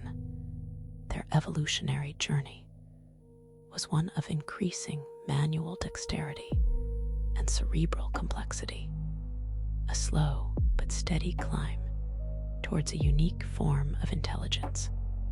Then there are the whales. Imagine the sheer audacity of a land-dwelling mammal deciding to conquer the oceans. This transition from terrestrial to fully aquatic life is one of evolution's most dramatic transformations. These early cetaceans gradually adapted to a life in the water, developing streamlined bodies, flippers, and the ability to breathe air at the surface while diving to great depths. Their ancestors were likely wolf-like creatures, a startling contrast to the leviathans they would become. These two groups, the primates and the whales, represent two of the most remarkable evolutionary success stories of the Paleogene. They highlight the incredible plasticity of mammalian form and function, demonstrating how life can adapt to fill even the most challenging and diverse environments. Their emergence signals a new chapter in the planet's biodiversity, a testament to the enduring power of natural selection. But what governed the environmental backdrop for these profound shifts? To understand the context of such dramatic evolutionary leaps, we must turn our attention to the changing climate of the early Cenozoic. The Paleogene period was not a static age. The Earth's climate, so dramatically altered by the KPG impact, continued its dynamic dance, experiencing significant shifts that profoundly influenced the trajectory of mammalian evolution. Following the impact winter, a period of intense warming began, ushering in the Paleocene thermal maximum. This era was one of unusually high global temperatures. The planet became a hothouse, with lush, tropical vegetation extending to higher latitudes, even reaching polar regions. This warmth facilitated the widespread expansion of forests and the diversification of plant and animal life. It was a period of climatic bounty, a greenhouse Earth that allowed many species to thrive and spread. However, this warmth was not to last indefinitely. Towards the latter half of the Eocene and into the Oligocene, a cooling trend began to assert itself. Ice sheets started to form at the poles, marking a significant shift towards the more temperate and eventually glacial conditions that characterize much of Earth's more recent history. This cooling dramatically reshaped landscapes, altering vegetation patterns and forcing species to adapt to colder climates or migrate. These climatic fluctuations were not mere background noise. They were powerful drivers of evolution. The warming periods provided opportunities for expansion and diversification, while the subsequent cooling periods acted as filters, selecting for species with greater resilience and adaptability. The ebb and flow of Earth's temperature sculpted the evolutionary paths of mammals, pushing them towards new adaptations and new frontiers. To fully appreciate the forces that shaped these early mammals, we must turn our gaze to the very foundation of geological time, the rock layers that hold these ancient secrets and the clues they offer about the planet's deep past. The Earth's grand theater of shifting continents continued its slow, inexorable drama through the Neogene. The colossal plates, like fragments of a broken shell, kept drifting, grinding, and colliding. This restless motion was not just a geological curiosity. It was the architect of the very world we inhabit. Continents began to settle into configurations that would be familiar to our eyes today. South America slid closer to North America, eventually forming a land bridge that would allow for an astonishing exchange of life. Africa continued its northward journey, its collision with Eurasia pushing up the magnificent, rugged spine of the Alps. Across the vastness of the planet, a profound transformation was taking place, not just in the land, but in the very air. A subtle yet monumental shift was occurring in Earth's climate, a shift that would redefine entire ecosystems. The steady, persistent rise of grasslands, the slow dance of tectonic plates carried onward. A ballet of immense power played out over millions of years. The once unified landmasses were now distinctly separate, their coastlines etched by the relentless caress of the oceans. North America and South America, though still apart for much of this epoch, found their paths converging. The Atlantic Ocean widened, a testament to the rifting of continents, while the Pacific continued its vast, encompassing embrace. In the east, Africa's determined push against Europe was a force of unimaginable magnitude, buckling and folding the Earth's crust to create the spectacular peaks of the Alps. This ongoing collision was the sculptor of mountain ranges, a monumental testament to the planet's ceaseless internal energy. The configuration of continents was drawing closer to the familiar outlines we see on maps today. This geographic rearrangement had far-reaching consequences, not only for the planet's climate, but for the very distribution and evolution of life itself. But the deepest terrestrial changes were still to be fully understood. As the continents shifted, so too did the world's vegetation. A quiet revolution was underway, a greening of the planet distinct from the lush forests of earlier eras. This was the era of grasses. These humble, resilient plants began to spread with astonishing speed. They were adaptable, thriving in drier climates and on soils that had perhaps been less hospitable before.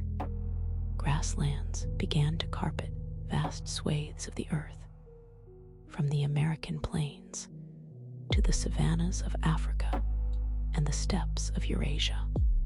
This expansion of grass ecosystems was not merely a change in scenery.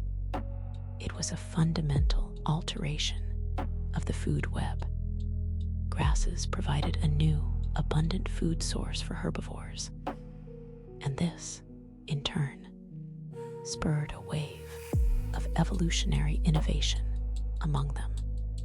Animals that had once browsed on leaves and shrubs were now presented with a new challenge and opportunity: grazing.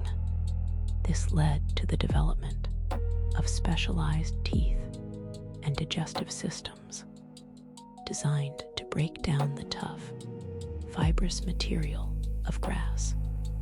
The world was becoming a landscape of grazers, and their evolution was an intricate dance with the spreading green carpets.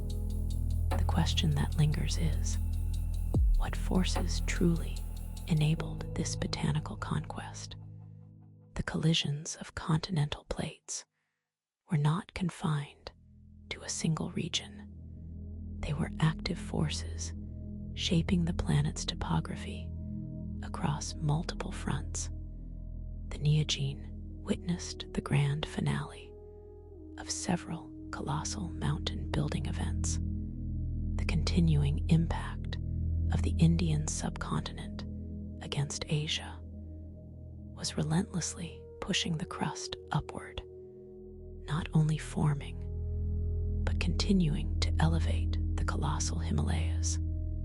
These mountains, the highest on Earth, were a direct consequence of this immense, ongoing geological pressure. Similarly, the jostling of the African and Eurasian plates continued to sculpt the Alps in Europe, creating dramatic vistas of jagged peaks and deep valleys. These were not static formations. They were living mountains, still being shaped by the planet's deep forces. These elevated regions had profound effects. They influenced atmospheric circulation, creating rain shadows that could lead to arid conditions on one side and lushness on the other. They altered drainage patterns, dictating the flow of rivers and the formation of new landscapes. Mountain building was a sculptor of climate and a driver of isolation, leading to the unique evolution of life in these complex terrains. But the most profound terrestrial shifts were yet to fully materialize. Within this dynamic landscape of shifting continents and spreading grasslands, a new chapter was beginning in the story of life, a chapter that would eventually lead to us in the heart of Africa. The stage was being set for a monumental evolutionary journey. The changing environments of the Neogene, the expansion of savannas and woodlands, created new niches and pressures. These conditions favored adaptations that allowed creatures to exploit these new resources and navigate these emerging landscapes. It was in this context that the very earliest ancestors of the human lineage began to emerge. These were not yet human beings as we understand them, but they carried within them the nascent potential for bipedalism, for tool use, and for a more complex social structure. The evolutionary pressures of this period, the need to adapt to open savannas and varied food sources, were the crucible in which our distant forebears were forged. To understand the full scope of their emergence, we must look at the very foundation of their existence, the ancient soils, and the deep time records that whisper of their beginnings. And to understand these beginnings, we must look to the extraordinary geological record of the Cenozoic era, the age of mammals. The Cenozoic era, this age of mammals, has painted a canvas of profound change. From the slow crawl of continents to the vibrant explosion of diverse life, we have witnessed the shaping of mountains, the carving of valleys, and the intricate dance of evolution. Yet, as we stand on the precipice of more recent epochs, the Earth prepares for a dramatic shift, a rhythm of chilling intensity that will redefine its surface and the very course of life upon it. This is the dawn of the Quaternary period, an era defined by ice and the emergence of our own species. The air grew colder. The steady warmth of earlier ages began to recede, not in a gentle decline, but in a sweeping, powerful embrace of frost. This was the onset of the Pleistocene epoch, a time of colossal, repeating cycles of glacial advance and retreat. Vast sheets of ice, miles thick, clawed their way southward from the Arctic, burying entire continents under their frozen weight. Imagine landscapes transformed, not by the slow grind of tectonic plates, but by the relentless, grinding power of ice. These ice ages were not a single, static freeze. They were a series of dramatic swings, a cosmic heartbeat of warmth and cold. Interglacial periods brought temporary respite, allowing life to reclaim the thawing lands. But then, inevitably, the chill would return, pushing the glaciers further, reshaping coastlines and altering ocean currents. The northern hemisphere bore the brunt. Its vast plains and mountain ranges entomni bed beneath crystalline shrouds. Lakes formed and vanished, rivers were rerouted, and the very topography of the planet was sculpted by these frigid giants. The sheer scale of these glacial advances is difficult to comprehend.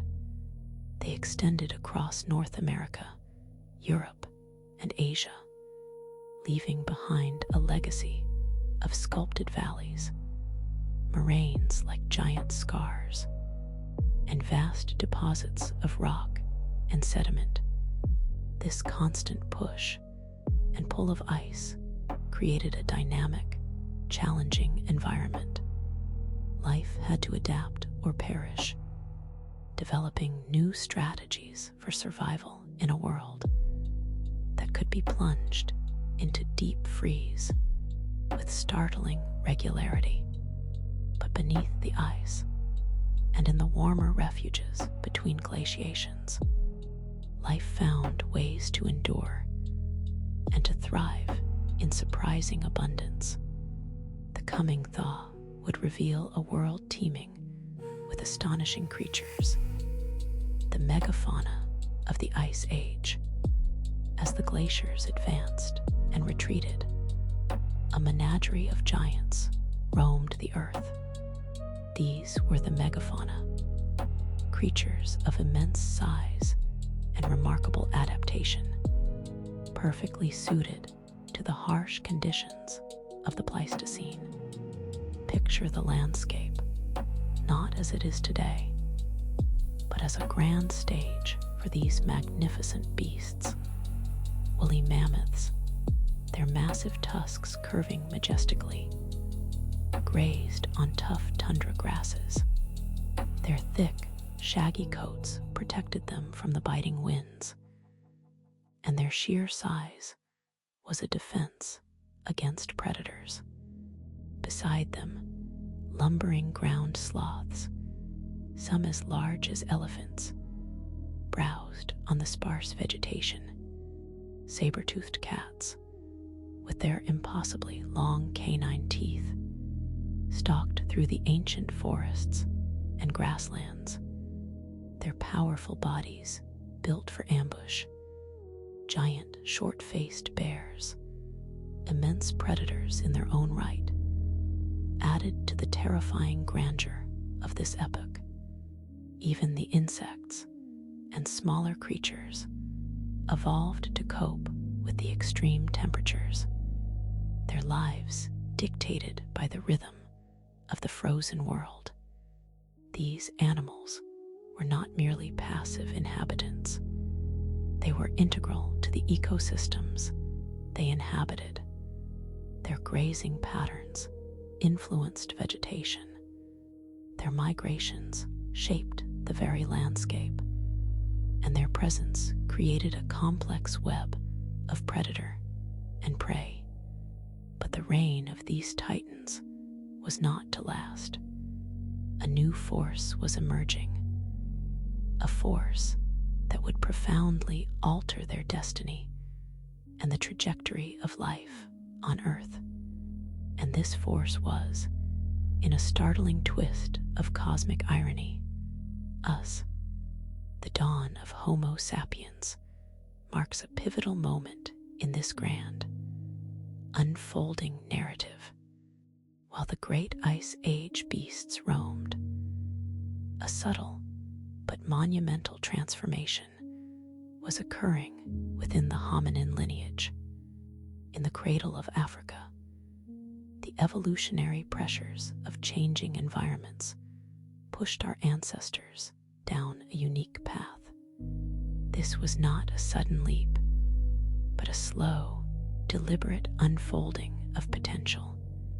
We see the emergence of early Homo species, toolmakers and fire users, gradually expanding their capabilities and their territories.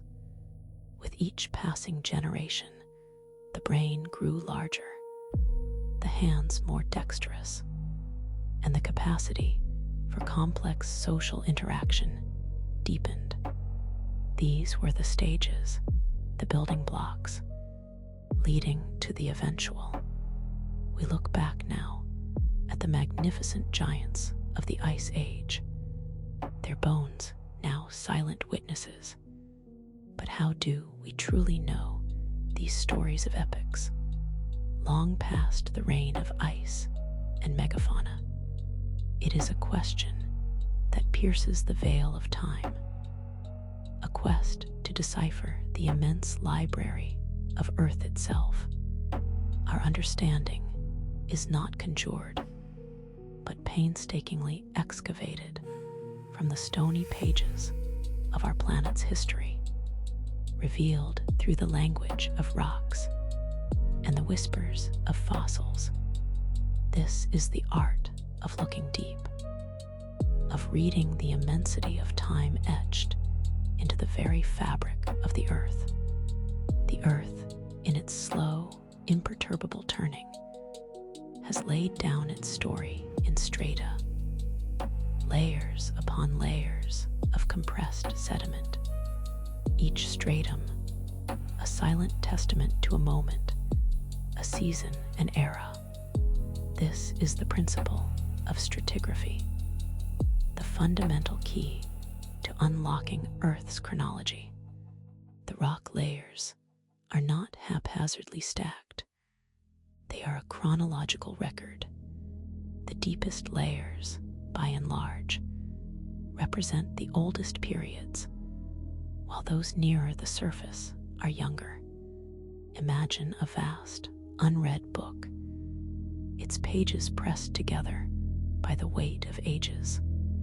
Within these layers, we find not just sediment, but the imprint of events, a band of ash from a distant volcano, a ripple mark from an ancient sea, a layer of coal hinting at a forgotten swamp.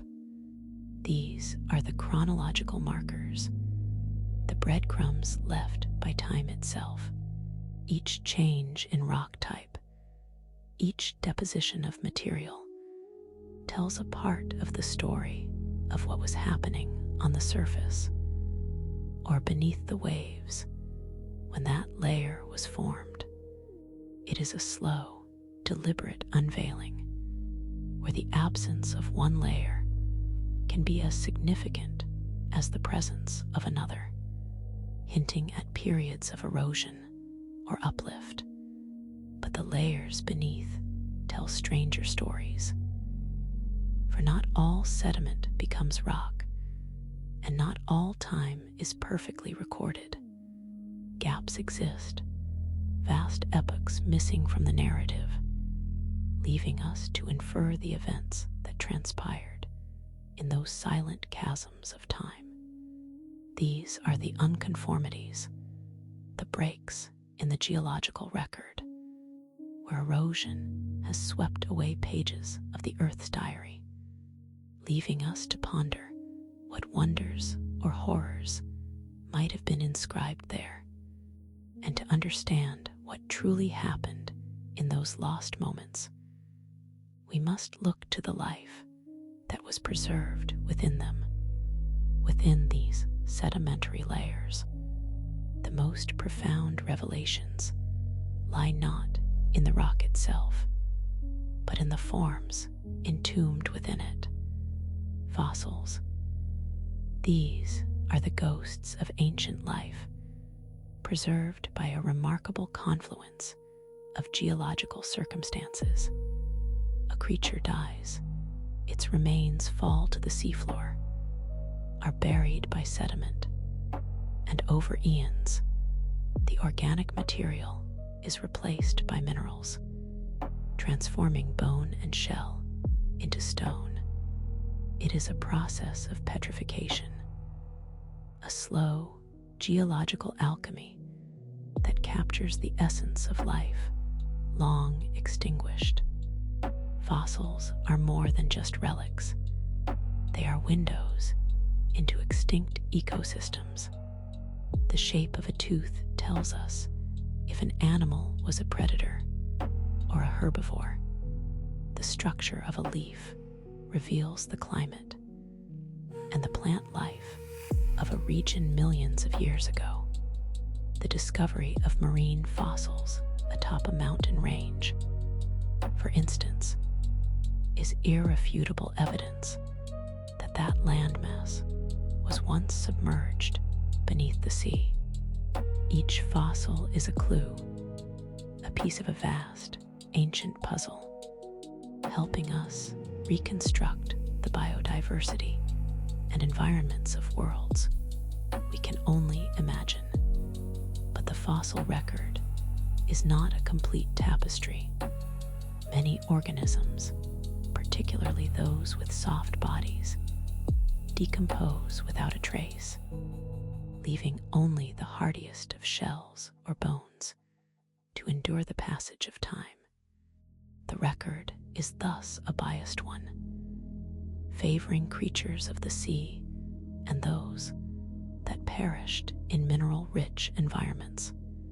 Yet, even with these limitations, the story they tell is breathtaking in its scope, and to assign concrete ages to these ancient beings, we must turn to the very matter that comprises the earth. The layers of rock and the fossils they contain tell us about relative ages, about which came before and which came after. But to truly anchor ourselves in the immense river of time, we need absolute ages, precise numbers that quantify the vastness of Earth's history. This is where geological dating techniques come into play, a scientific marvel that allows us to peer into the deep past with remarkable accuracy. The most powerful of these methods relies on the fundamental properties of radioactive elements. Radioactive isotopes are unstable atoms that decay over time, transforming into different elements at a predictable rate.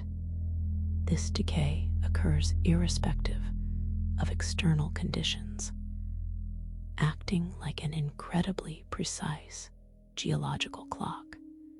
By measuring the ratio of a parent radioactive isotope to its stable daughter product within a rock sample, scientists can calculate how long ago that rock solidified.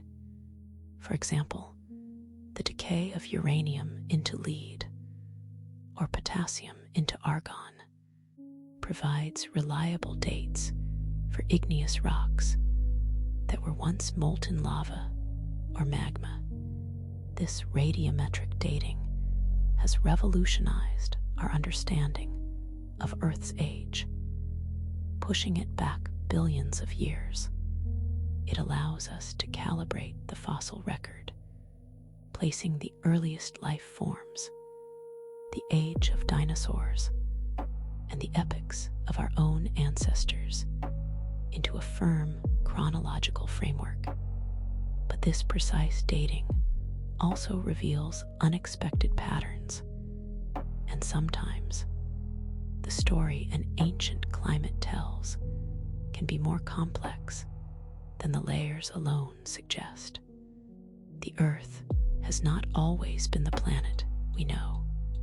Its climate has swung wildly, from scorching hot ages to frigid ice ages, each leaving its distinct signature within the geological record. Reconstructing these ancient climates is like piecing together a detective story, using the evidence left behind in rocks, fossils, and even the ice itself.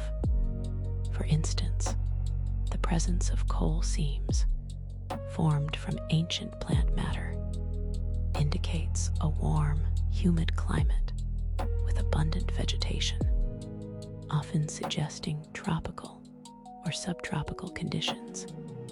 Conversely, the discovery of glacial deposits, such as tillites or striations on bedrock, clearly points to periods of intense glaciation. The chemistry of ancient marine sediments can also reveal past temperatures. Tiny marine organisms, called foraminifera, incorporate elements from the surrounding seawater into their shells. The ratio of different oxygen isotopes in these shells, for example, is highly sensitive to temperature, providing a proxy for past ocean temperatures. These paleoclimate reconstructions are vital, not only for understanding Earth's natural cycles, but also for comprehending the context in which life evolved.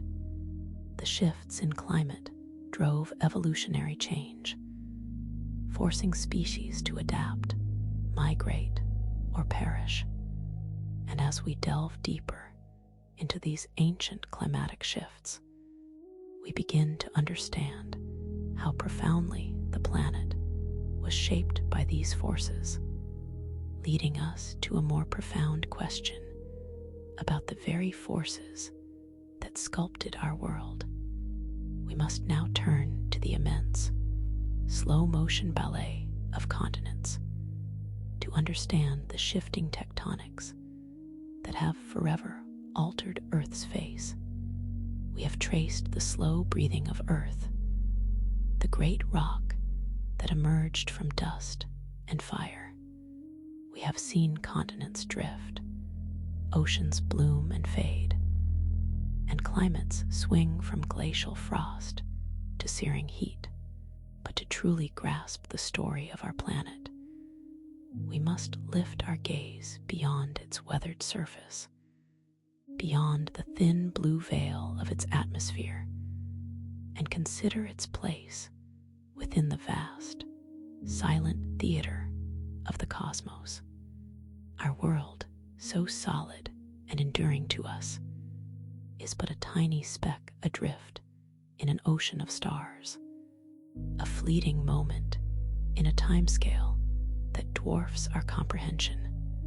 The story of Earth is inextricably linked to the birth of our sun and the swirling disk of gas and dust from which all the planets coalesced long before Earth cooled into a world of oceans and continents.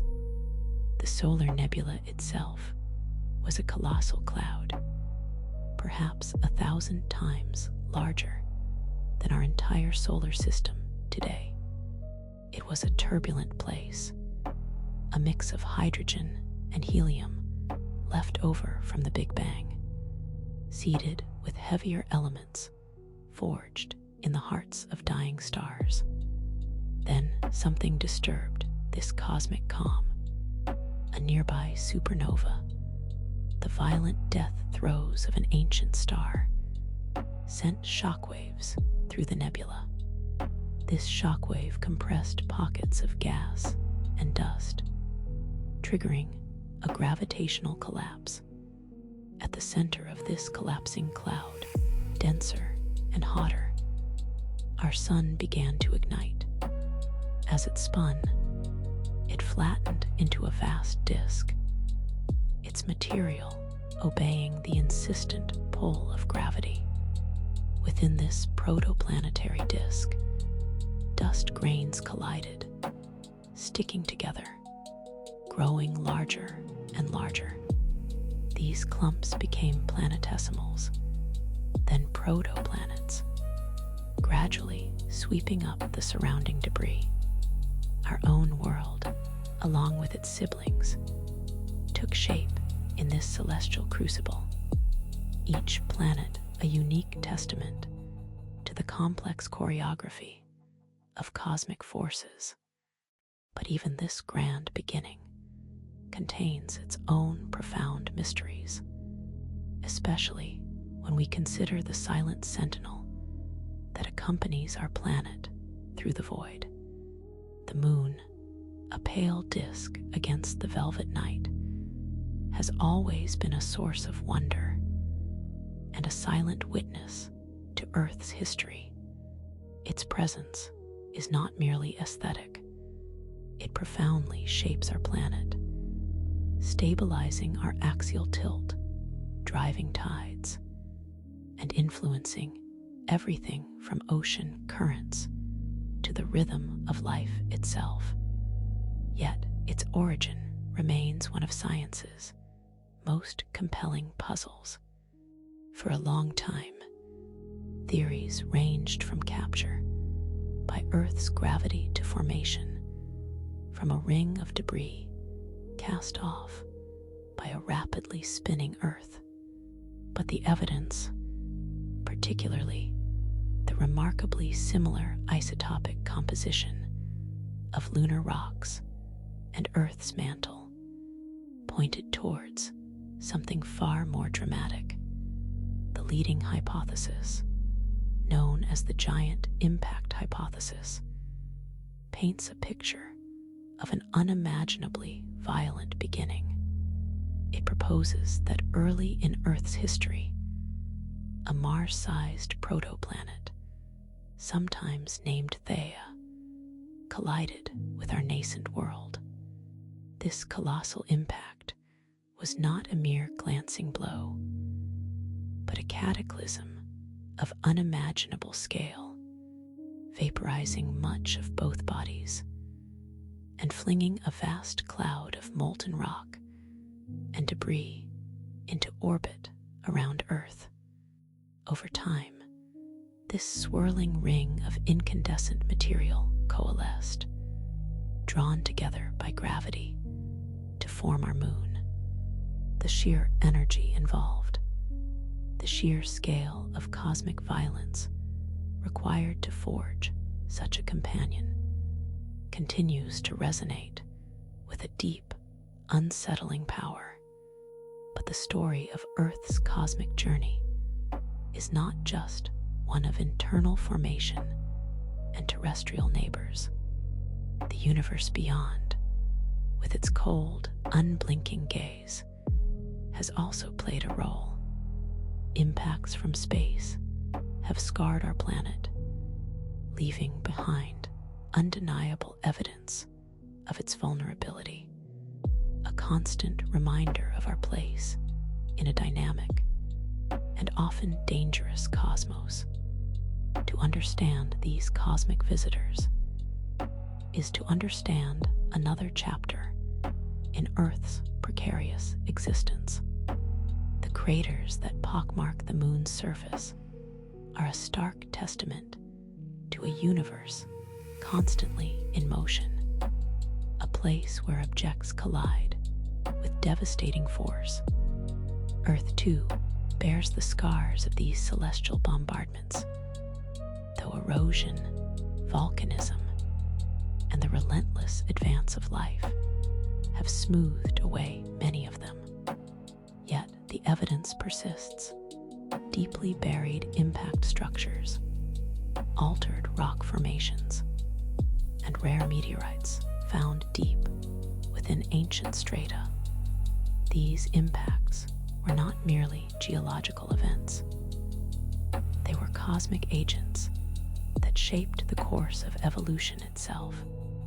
Consider the KT extinction event, the catastrophic impact that wiped out the non-avian dinosaurs 66 million years ago.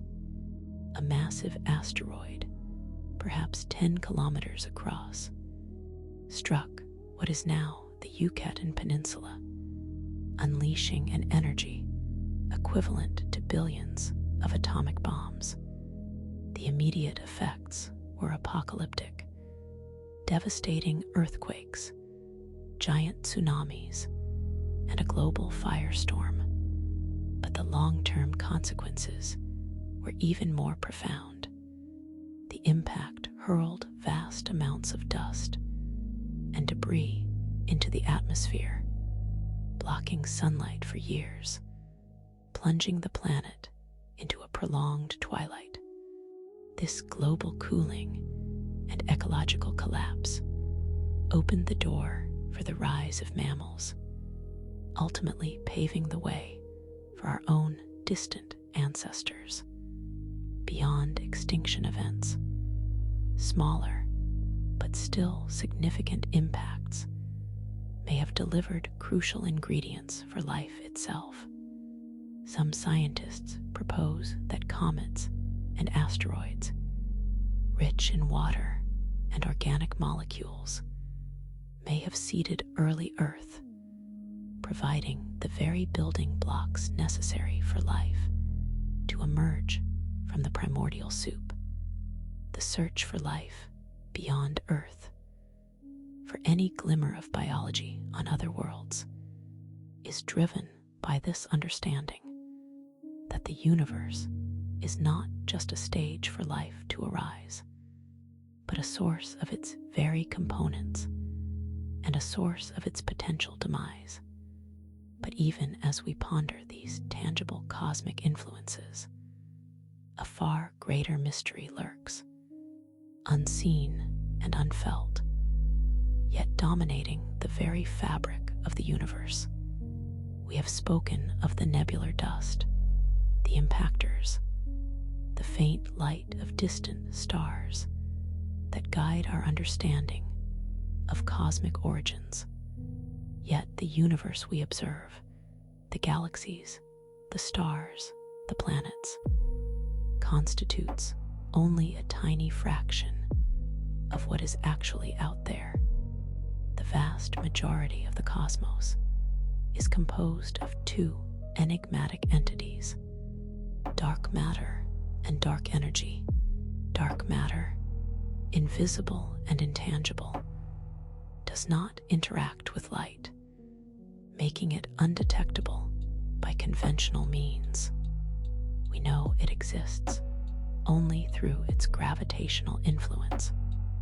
Galaxies rotate far faster than the visible matter within them can explain, and galaxy clusters would fly apart if not for the unseen gravitational glue of dark matter holding them together.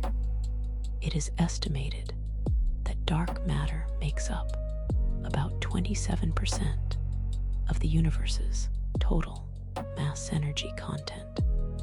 But even more dominant, and perhaps more perplexing, is dark energy, pervading all of space.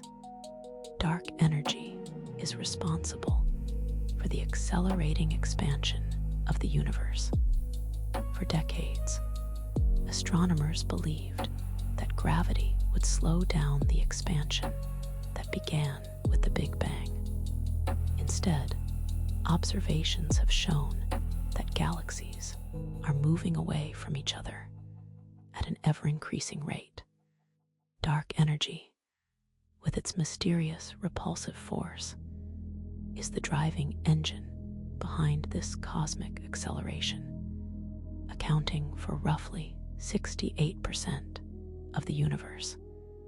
These invisible components, dark matter and dark energy, represent the greatest unknowns in our current understanding of the cosmos.